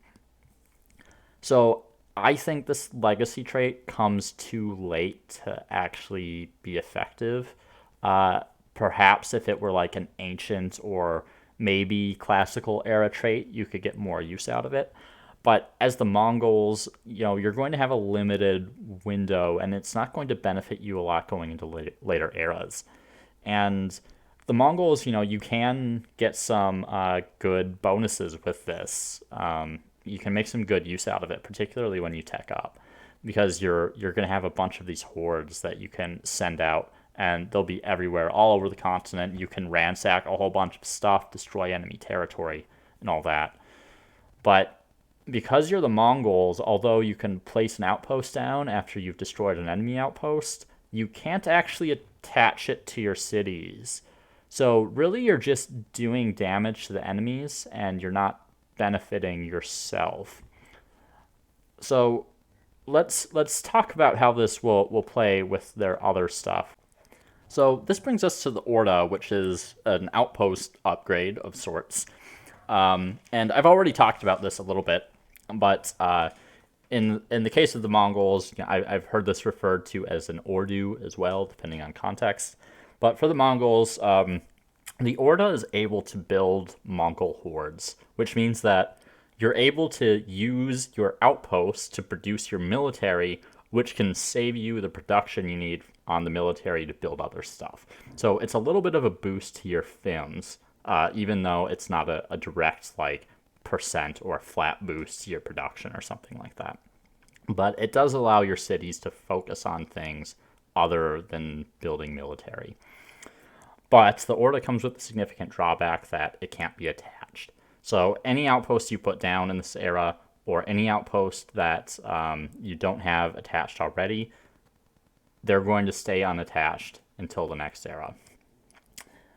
So overall, it makes sense with the Mongols. As the eras go on, you're likely to have fewer outposts anyway. So, you may not have too many of these. Ideally, you're probably upgrading your hordes from another unit from the previous era, specifically the Hunnic horde, so that's not going to be as relevant. So the Orda's in a bit of a weird spot. You can see the value in it. It's going to be closer to your enemy, so you can rush enemies down. But overall, it's a bit of a mixed bag, and it's not the important part of the Mongols. So let's talk about the important part, which is the Mongol horde. So the Mongol horde is a cavalry unit that can move and fire. It has 29 combat strength, and it reproduces itself by fighting and ransacking stuff. Okay, it's kind of like an upgraded Hunnic horde. The part that isn't mentioned in the wiki, or at least I didn't see it for some reason, is that the Mongol horde can shoot twice. So it has the capacity to do twice as much damage as a unit that can shoot once. The Mongol horde suffers from some problems that the Hunnic hordes do not. And I mentioned this when I talk about the Huns, but the proper point of comparison for the hordes when you're thinking about the capabilities of units is really the previous era's military rather than its contemporary partners. If you're taking the Huns and you're going into the Mongols, you should pretty much be an era ahead of your opponents. The idea here is that you rush up to the Huns and then into the Mongols to snowball your advantage, and you do that before anyone else eras up, because then they don't have access to like these powerful counters and your units can really dominate the battlefield. And for the Huns, this is a really effective strategy. The Huns are able to get out an army. You can have like a full stack, a little bit after turn 30 or so, and all your enemies are still going to be using ancient era units. So this is things like spearmen and archers that stand absolutely no chance against the Hunnic horde. With the Mongol horde, this is a little bit different. Even with the +3 strength from the Hunnic bonus, if you chose them in the previous era, that is, at 32 strength, even with 2 shots, they're going to be up against things like Praetorian Guard, Carthaginian War Elephants, Hoplites, Immortals, and these are all units that are going to be much more effective at dealing with the Mongol horde than spearmen and archers are at dealing with the Hunnic hordes. Additionally, because there are more units on the battlefield, it means that the battlefield is going to shrink faster as your enemy moves towards your Mongol hordes. So this means that you're going to have fewer turns in which you can make use of move and fire. And finally, the medieval era is when cities really start to build up and develop. This means that because of the limited range of the Mongol horde of just one, there are going to be many more situations where you can't effectively siege a city because the city is too deep for you to hit with your hordes. So any city that has depth to it, you're going to be unable to truly damage. You're going to have to sit there and siege it out or build siege equipment. And that's going to give your opponent plenty of time to bring in reinforcements to drive off the horde. So the Mongols suffer from these issues, even if you rush for the Mongols from the Huns. And because of that, I put the Mongols in the C tier. They're not quite as bad as the Aztecs, in my opinion. And particularly against the AI, they can be really effective because the AI is dumb and they bring all their units forward to the walls to try to defend when they should sit in the middle of the city where they can't be attacked by your hordes. That is not going to be an issue in multiplayer, right? Your opponents will outplay you in multiplayer. And I'm hopeful that Amplitude actually adjusts the AI so they're a little bit smarter about that as well. And if they ever do, I think people will really start to see that the true value of the Mongols is significantly lower than the value of the Huns, even if you're rushing up to the Mongols from the Huns. And honestly, I think the Mongols are a pretty poor choice, even for the Huns. If you are going for 2 militarist cultures in a row, part of my pronunciation, but 2 militarist cultures in a row are going to struggle from lack of FIMS outputs, and particularly, they may struggle from lack of science, which means they're going to be behind on their city cap. And even though they want to keep conquering more cities, they're going to be constrained by the number of cities they can conquer. That's going to particularly affect your influence. And if you're going from Huns to Mongols to continue the rush and you're doing an early era up, it means you're getting pretty minimal stars in both the ancient era from when you rush to the Huns and in the classical era from rushing to the Mongols. So you're giving up a lot of era score in two previous eras in order to try to snowball an advantage that's going to be much more difficult to snowball than it was with the Huns. So the Mongols are difficult. And in the medieval era, a lot of the combat becomes more even because of more access to generic units that have a decent amount of strength, as well as a lot of units that themselves counter the Mongols. So the Mongols have a lot more difficulty than the Huns. They're a lot less effective in the medieval than the Huns were in the classical, and they're a lot less effective than their contemporary counterparts at taking cities, particularly as cities get bigger and bigger. So, because that's all the Mongols really do is take enemy cities and ransack stuff, that's all I'm going to talk about. Mongols are a C tier. So next we have the Norsemen, and these are a medieval era militarist culture, just like the Aztecs and the Mongols. So that makes 3 militarists. The Norsemen get this legacy trait of +3 naval movement speed on naval units and +2 combat strength on naval units. I have talked about this to some extent before, but to reiterate, naval units are not very good. The AI doesn't really seem to build them. Most, if not all, of combat you are going to be participating in is going to be land-based. There may be some exceptions to this. Remember, we have been playing the same scenario, so we don't know what all the different sort of map generation is going to look like. So there can feasibly be some scenarios where this legacy trait is going to be more valuable, right? So if there's like an archipelago or islands type of map where players are separated by large bodies of water, this legacy trait increases in value. Likewise, if you're in a situation where you are along a large body of coastline and there's a powerful culture across the coast from you, this can also have some value. So it's not good in most situations, but in the situations it's useful in, it's the most useful legacy trait that you can get. So let's talk about the emblematic quarter for the Norsemen, which is the Nost. I apologize, that +3 naval movement speed and all that should not be there. That's from the legacy trait. So the Nost is a harbor replacement. The like any other thing, it gives -10 stability, and it's +5 food per adjacent coastal water or per adjacent lake, and +50 money from ransacking.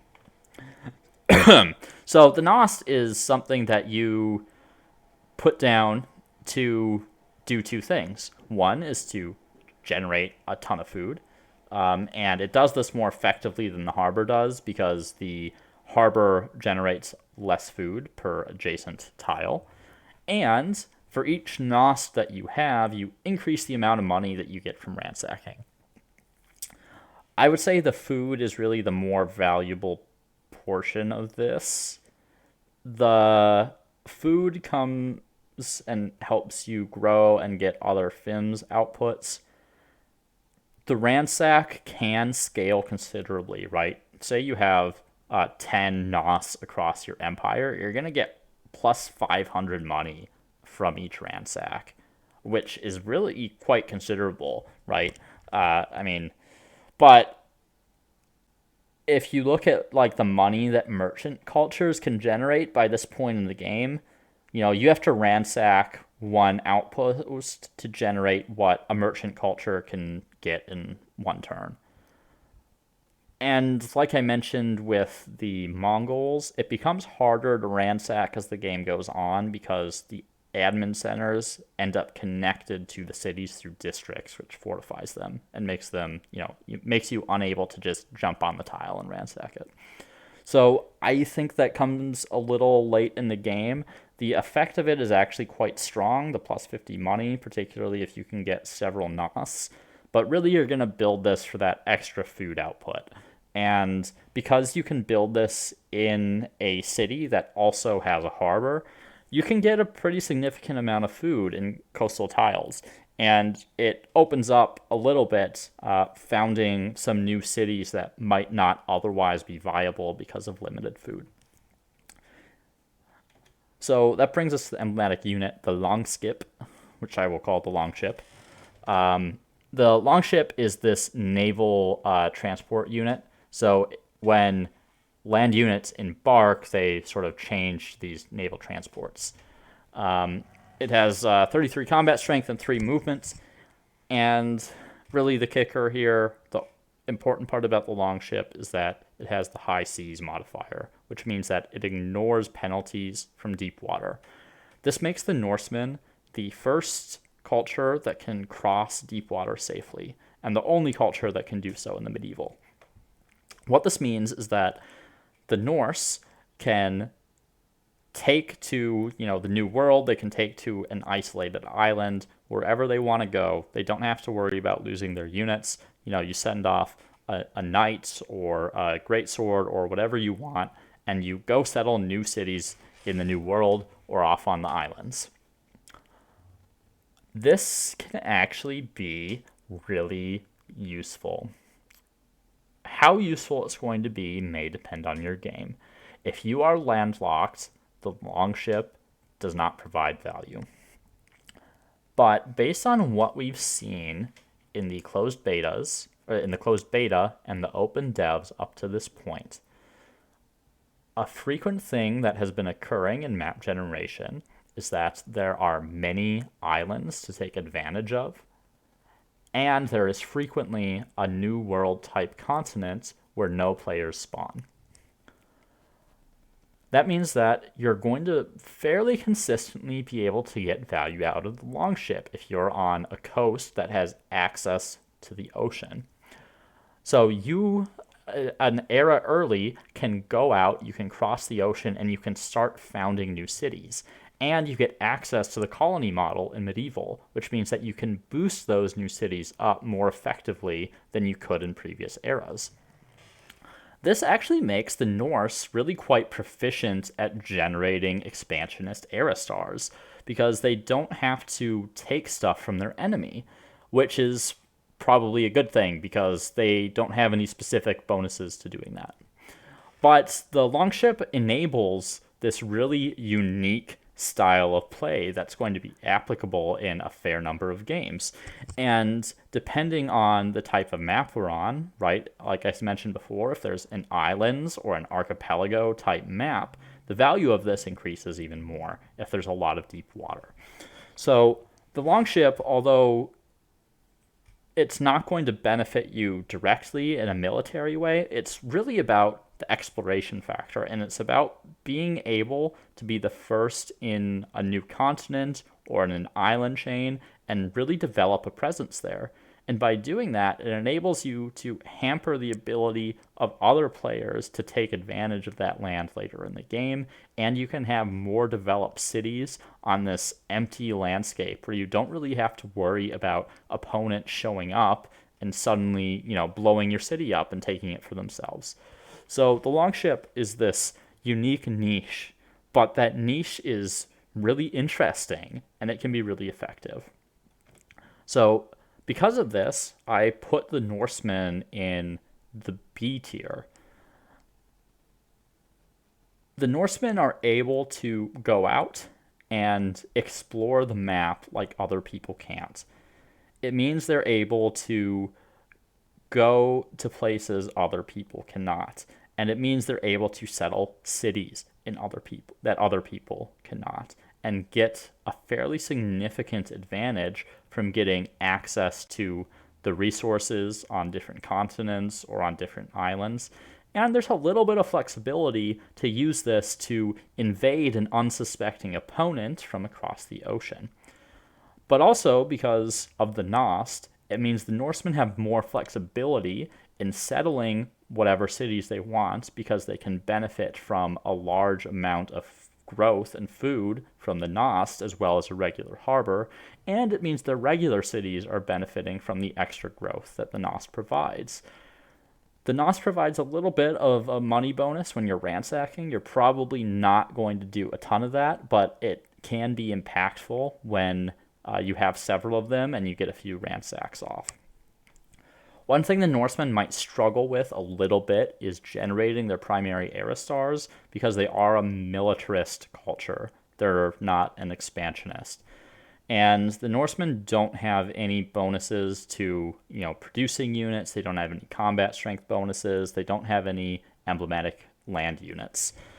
So they're going to be reliant on the basic units of the medieval era. Luckily for them, unlike the classical era, there's more variety. So you have crossbows for ranged units, which are effective throughout the medieval era. You have pikemen for anti-cavalry, you have knights, and you have great swordsmen. So you have a variety of things to choose from. And although they're not the strongest things available, they're enough to get you through the era into the next. So the Norsemen, they have a very unique playstyle, and it can be very effective in the circumstances that it's viable in. But it's not going to be consistently viable. There are certain maps in which the Norsemen may be considered like an S-tier culture, depending on how the map is generated. But overall, I put them in the B tier because their bonuses aren't going to be as consistent, right? You can't put the Nost in every territory if it doesn't have water access. You can't always go explore the New World or an island or whatever. You can't always ransack stuff for money. But in the cases in which you can do those things, the Norsemen are very effective at doing them. This brings us to the Teutons, the expansionists of the medieval era. And the Teutons kind of have this Holy Crusader theme going on.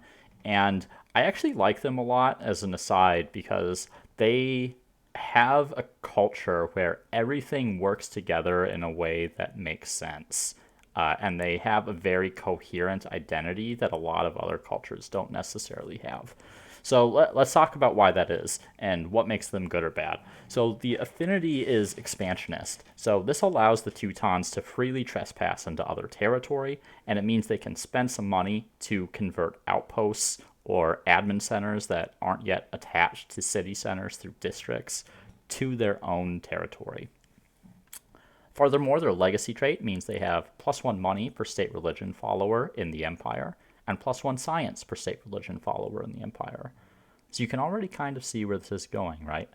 You can take advantage of the expansionist affinity to get those outposts that are part of your enemies, even if you're not at war with them. You can attach them to your cities to get a minor boost to your pops and to get some more FIMs to help grow the number of pops you have in your territory and therefore the number of people following your state religion, which gets you a little bit of extra money and a little bit of extra science. So say you have 5 cities and you have 30 population in each city, you're getting 150 money and 150 science, which is fairly impactful. And as the Teutons, you have a tool to continue to spread your religion, and you're incentivized as an expansionist to continue to expand your territory, which means potentially more followers. So let's talk about the Kaiserdom next, which is the emblematic quarter of the Teutons.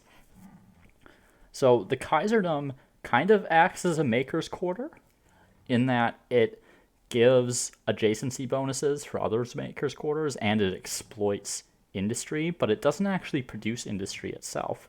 Instead, you get +3 influence, which is just a small little bonus. You get +3 faith per adjacent district, but critically, you get +1 faith per district. This is by far and away the #1 faith-generating emblematic quarter in the game up to this point. It blows everything else out of the water. And the ability of the Kaiserdom to generate faith is completely unrivaled. You will be able to grow your religion so quickly. And what this means is you have access to religious tenets much earlier. Now, religious tenets are what they used to be, where, you could get 400 science on your 9 holy sites and like 5 wonders that acted as holy sites. But you can still have a pretty effective religious game. So there are tenets, for instance, like plus 50 science on holy sites, and you can get a fairly significant number of holy sites. Or if you're rushing for that tier 4 tenet, you can get plus 2 combat strength on all the units that, come from your religion, which has a pretty major effect in the game. So religion does have a fair bit of versatility, and you can use it to adapt to the situation as the game goes on, even if it's not as strong as you used to be. And then the obvious synergy is with the Teutons' own affinity, where they get the +1 money and +1 science for the religious followers in their empire. The Kaiserdom allows you to continue to expand your faith and get more followers to produce that extra money and that extra science. And the ability to generate faith combined with the extra money and science actually makes the Teutons surprisingly capable of generating multiple era stars without being too focused on just the expansionist aspect. And playing into this a little bit is the Teutonic Knights. So the Teutonic Knights are this 39 strength heavy cavalry unit, so they get that charge bonus when they're charging. They also have proselyte, which means they have bonus combat strength against enemies with a different state religion. And you might say, oh, Colonel Uber, you've been ragging on all these mounted combat units before, and they kind of suck, and so on and so forth. What is it about the Teutonic Knights that make them better than others? What makes them better than others is the expansionist affinity and the relative strength of knights in the field. The way this combines is that the knights have this high combat strength, so they're able to move to an outpost and begin to convert it to your own civilization. This means in order to stop you from doing that, the enemy has to move to their unfortified admin center or their unattached outposts and destroy your army in order to prevent you from doing that. This means the Teutonic Knights have a way to guarantee that they can force the enemies into a field battle. And if they don't come to the field battle, then you are getting a territory. So it's a win-win, right? So the Teutonic Knights are really effective at enabling this strategy because they're able to draw the enemy into a position where the Teutonic Knights are the strongest at fighting. So the Teutons don't actually have to siege down their enemy. They can destroy the enemies in the field if they choose to fight. But if they do have to siege, right, the Teutonic Knights, of course, are not as useful. That is always going to be a knock against cavalry. Thankfully, in the medieval era, you have access to other generic units that are going to be more effective at sieges. You also get access to trebuchets if you want to wait a little bit, but that's usually not required. So the inability of Teutonic Knights to siege is reduced, and as an expansionist, that is important because you want to attack enemy cities. But the strength of the Teutonic Knights and their ability to fight in field battles and draw enemies to them is really potent. And taking enemy territories is going to improve your faith because you're going to start getting more followers in your empire that in turn generate you both the normal outputs that population generate, but also that little bit of extra money and science per population. So where does this put the Teutons? I put the Teutons in the B tier. And I've been talking about them as if like they're this A-tier culture, I think, and I want to tone down expectations a little bit because faith as a whole is not particularly strong. It's versatile, but the bonuses that you get from it aren't typically going to win you or lose you the game. There are a couple really beneficial ways to combine these different religious tenets. You can get plus 50, like I mentioned, you can get the plus 50 science on your religious sites, and maybe you get a wonder that counts as a religious site or two, though that's unlikely on Humankind difficulty. And then you pick up the tenet that gives you extra holy sites, and you can generate a bunch of, science or money or whatever it is. Or you can get the plus 2 combat strength, and continue to use that to pursue a military advantage as the game goes on. It's a really potent tenet. The Teutons are an expansionist that don't suffer from playing too heavily into the expansionism. They can be fairly successful without taking a city, like the Achaemenids, but unlike the Achaemenids, their legacy trait isn't dependent on taking cities, right? So they can be satisfied with just taking outposts in order to continue to spread their religion, but you'll still want to go after cities eventually. The main thing pushing the Teutons down from the B tier is just that their ability to siege cities, while not as important as perhaps some others, is still a fairly significant loss to them as expansionists. And the outputs that they're producing, while good, aren't really as crazy as some of the other things in this tier, like you get with like the Franks or the Khmer. So B is a fairly appropriate spot for them, in my opinion. And they do combine well with some of the previous cultures. So, for instance, if you had taken I believe it's the Examites in the previous era, who get the Great Obelisk, they already get a little bit of faith generation from that obelisk and a little bit of money, but the Great Obelisk also produces +1 money per territory under the religion's influence, which makes this a really natural combination with the Teutons, because you're going to expand by taking people's outposts and their admin centers. So you're going to get that money from having that territory come under your religion's influence. You're going to generate more faith as the Teutons to spread that religion and get more money on your great obelisks, right? So you're able to generate a really sizable pot of money between those two to meet your era stars. Some other combinations might be, things like the Olmecs that allow you to get influence on all the territories that you own. So you're going to be wanting to take these territories, so you'll get some extra influence from doing that. You'll be able to support more cities with your influence generation to help your religion, spread and get all those religious followers, or even something like the Zhou, which can help you attach all the outposts that you're getting by reducing the stability penalty of all the different quarters that you have. So the Teutons have some synergies. Some are better than others. And typically, because faith is a little limited relative to some of the other outputs, the Teutons themselves are limited. But you can still make fairly effective use of them in most situations that you're going to be in, and that's why I put them in the B tier. Finally, we have the Umayyads, the scientist affinity of the medieval era.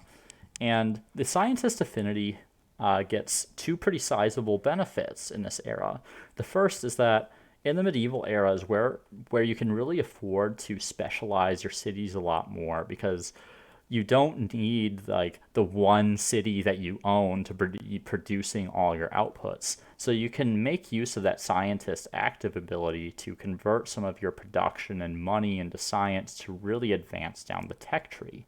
And you might want to do that because the scientist's ability to access the next tier of technology means you can get gunpowder in the medieval era. And the arquebus is a game changer. You could potentially get up to musketeers if you really wanted to, but that might be too heavy of an investment, and the arquebus should serve just fine. Now let's talk about the legacy trait, which is going to help you get those arquebuses, which is +10 science per number of territories on all cities. So this is actually pretty good regardless if you have many cities or just a few, right? It really scales with the number of territories that you own regardless of the number of cities that you have. So rather, if you're playing tall and you have one city with 20 territories, or you have 10 cities with 2 territories, you're still going to get the +200 science. So with the legacy trait, as long as you have a sizable amount of territory, you're going to get a pretty significant benefit from it. And with 20 territories, which is certainly achievable by medieval, that's +200 science. That's going to be roughly the equivalent of, say, 15 to 20 scientists, depending on how well developed your infrastructure is and what other picks you've taken in previous eras. So that's like a full city's worth of scientists that you're getting for free just from this one legacy trait. And although the tech costs are going to scale later into the game, so are the number of territories that you own, at least ideally. So this trait helps you keep up with science relatively well. And although it's not going to generate proportionally as much science later in the game as your pops are going to, it's still really good when you get it, and it's still effective going into the pre-modern and even into the early industrial. So on top of this, you get the Grand Mosque, which is a research quarter, emblematic quarter. So you get the same, research quarter bonuses and the research slot. Really, why you're here is that you get +3 science per number of territories, and that's going to be on the city.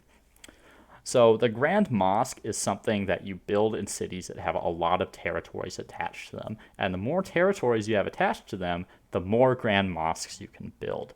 So say you have a city that has 10 territories. You build one of these Grand Mosques, you get 30 science in that mosque. Then you can build that mosque in each of those 10 territories, each of those providing 30 science. So in your one city with 10 territories, you can generate 300 science from these 10 grand mosques, which is really good.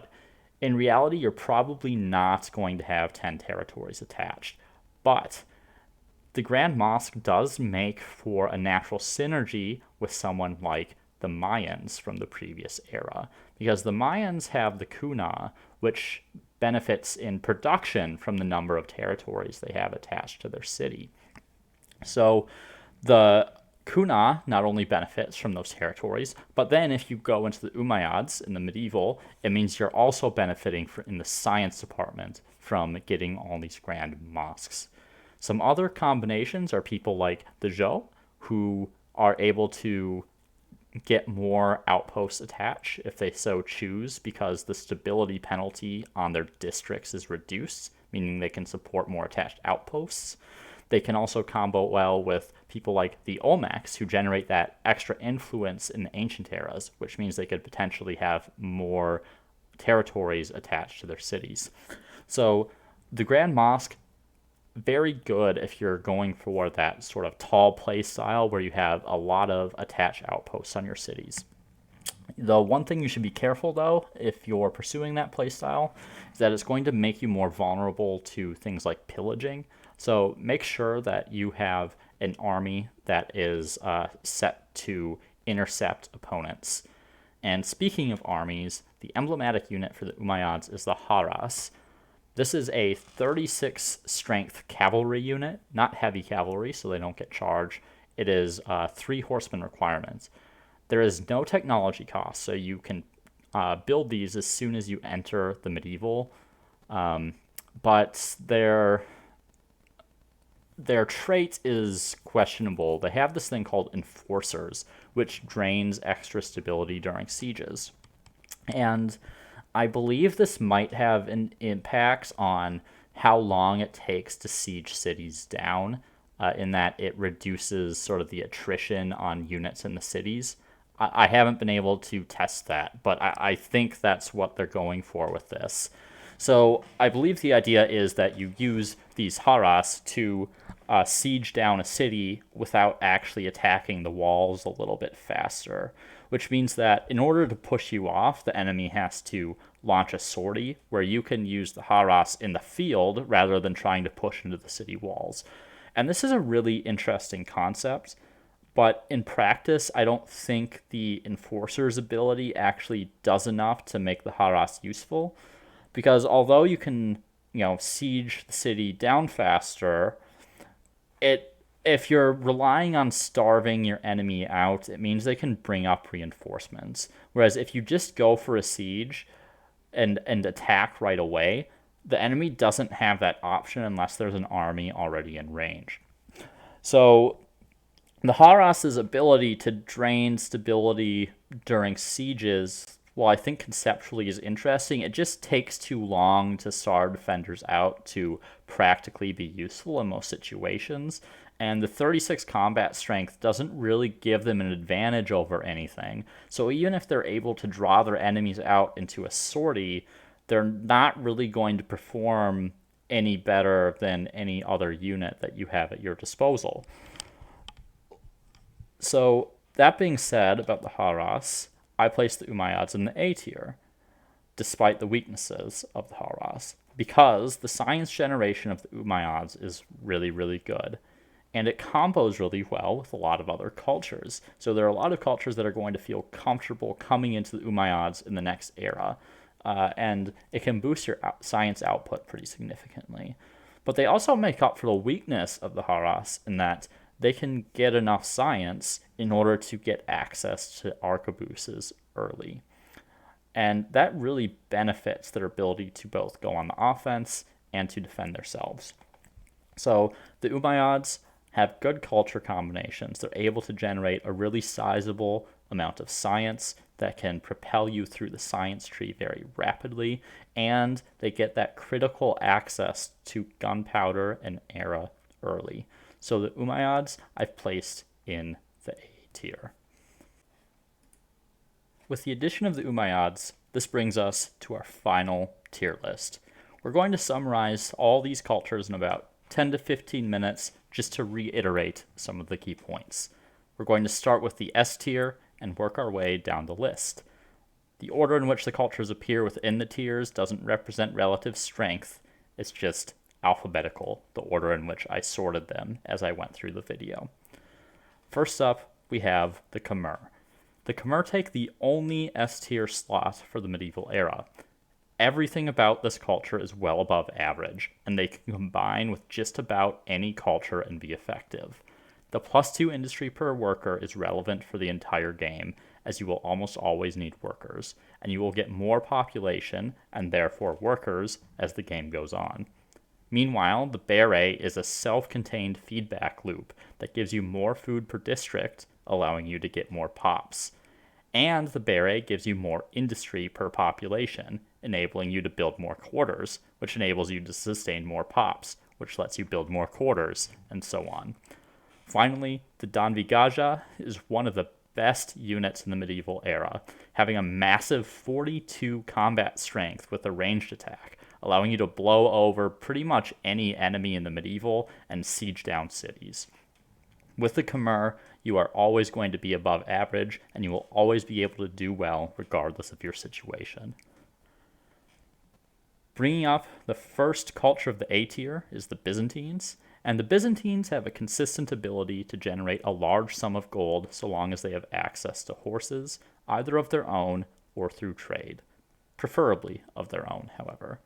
They can also sizably benefit from alliances, which provide them extra money.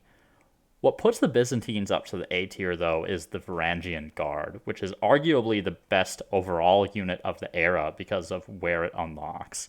They unlock at the same technology as Great Swordsmen, so there's no technology penalty, and they stay relevant throughout the era, even once the arquebus begin to appear on the field, starting in the early modern. The ability of the Byzantines to benefit from both an expansionist as well as a peaceful playstyle, and ramping up gold in an era where gold becomes difficult to generate for the era stars, as well as being able to combine well with a variety of cultures before them, really sets them apart from several of the other cultures and puts them into the A tier. Next are the Franks. And the Franks are a culture that are landing in the A tier largely on the back of their legacy trait, which grants plus 50% food in all their cities. Now, Amplitude has indicated that they are looking to change this, but for the time being, that plus 50% food accounts for a massive amount of growth and just an insane number of pops. And these pops can go on to produce anything you need.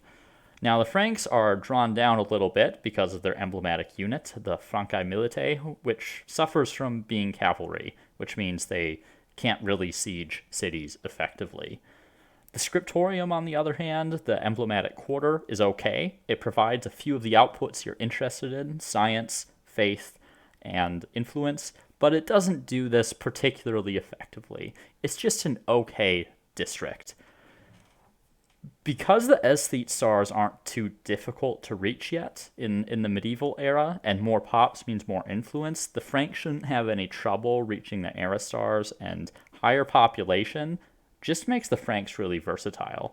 So really, because of that plus 50% food, they combo well with both cultures that have a lot of food benefits, like the Celts or the Harappans, and they can combo well with cultures that have perhaps struggled to keep up on food in order to boost that food output up and maintain higher population in their cities.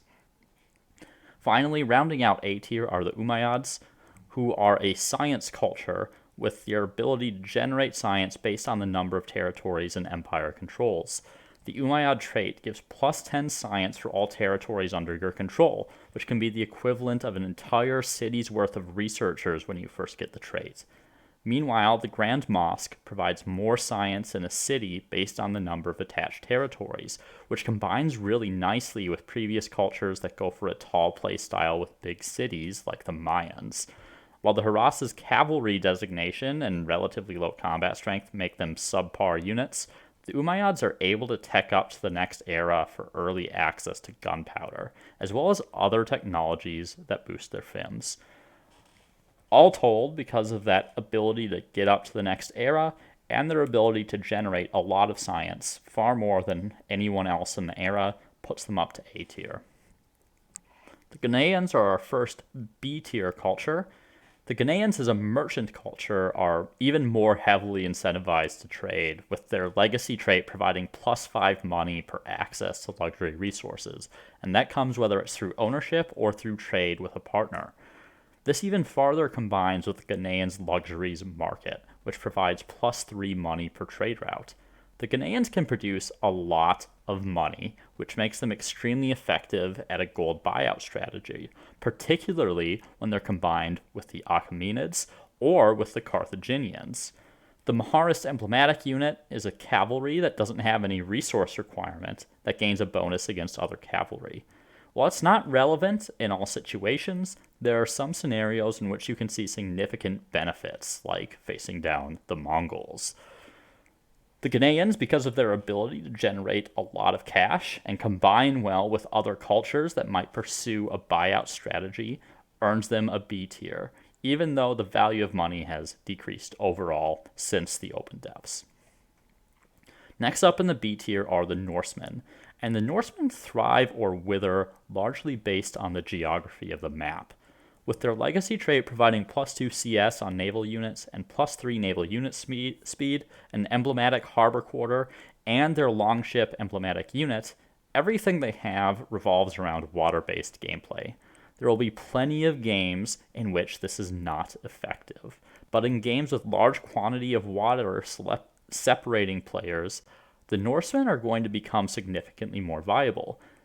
Even in more continents-style games, where there is a new world or a large number of islands hidden away behind deep water, the Norsemen open up this really unique playstyle of being able to settle new lands well before other cultures, which can be a significant advantage. And the colony model unlocking in the medieval era, as well as the Nost providing significant food production, also open up the ability to place cities in areas other cultures might not be able to support them. They have a drawback in that because they don't really have a true emblematic unit, it's just a ship that units disembark onto, they're going to struggle to reach the militarist era stars as effectively as some of the other cultures. And they're going to be reliant on sort of the generally available units within the medieval era. Rounding out the B tier are the Teutons, and the Teutons have a strong identity as a religious culture, with their trait providing plus 1 money and plus 1 science for each follower of their state religion in their civilization's territory. Meanwhile, the Kaiserdom provides religion per district in the city you build it, while also exploiting production, giving you greater ability to expand your faith. Your Teutonic knights can run out and crusade out to enemy lands without declaring war because of your expansionist ability to begin the process of converting outposts and administrative centers to your culture and get combat strength bonuses against units with different religions. While religion isn't the strongest in the game right now, it is fairly versatile, and the Teutons will get the pick of the litter when it comes to tenants. While the bonuses aren't as strong as the A and S tier cultures in this era, the Teutons are quite consistent so long as you have religion with decent strength, earning them a B tier. English are the first in the C tier. The Stronghold emblematic quarter really has very little impact, as with most garrison replacements, because the full benefits of the Stronghold are only for one unit. The enemy can simply avoid your static emplacement, and it doesn't do anything for you unless you're under siege. The longbow is marginally better than the crossbowmen, but not so much so that they become a dominant ranged unit in the era. While the English legacy trait of +3 production on farmers' quarters seems attractive at first, your cities don't typically require so many agriculture quarters that you'll see more benefit from this than the Khmer's +2 industry per worker and the Beret, or even just the extra workers that will result from the Franks' larger cities. The scaling of this effect is rather limited because you're only going to need so many quarters. While the longbow and extra production are still bonuses you wouldn't otherwise have, they just aren't competitive with the bonuses of the tiers above them in the medieval era. Next on the C tier, and perhaps a little controversially, are the Mongols. The Mongols are functionally the same as the Huns, but with the added benefit of getting more money from ransacking, and their hordes can shoot twice instead of once. But the Mongols really suffer because by the time the Mongols come out to play, there are much more competent counters to your hordes on the field, and cities are developed enough that you may not be able to take them since you can't shoot more than one tile. While you can currently abuse the AI to take cities because they always come out to defend the walls, I'm hopeful this will see an update in the future, and when the game is released, other players will certainly use city depth to their advantage. If you took the Huns into the Mongols, you also may be behind on science, which can limit your effective city expansion anyway if you're operating beyond your city capacity. And you're not really getting any additional FIMS bonuses in this era when the star difficulty really starts to scale during the medieval. Finally, this brings us to the Aztecs, who are our D tier medieval era pick.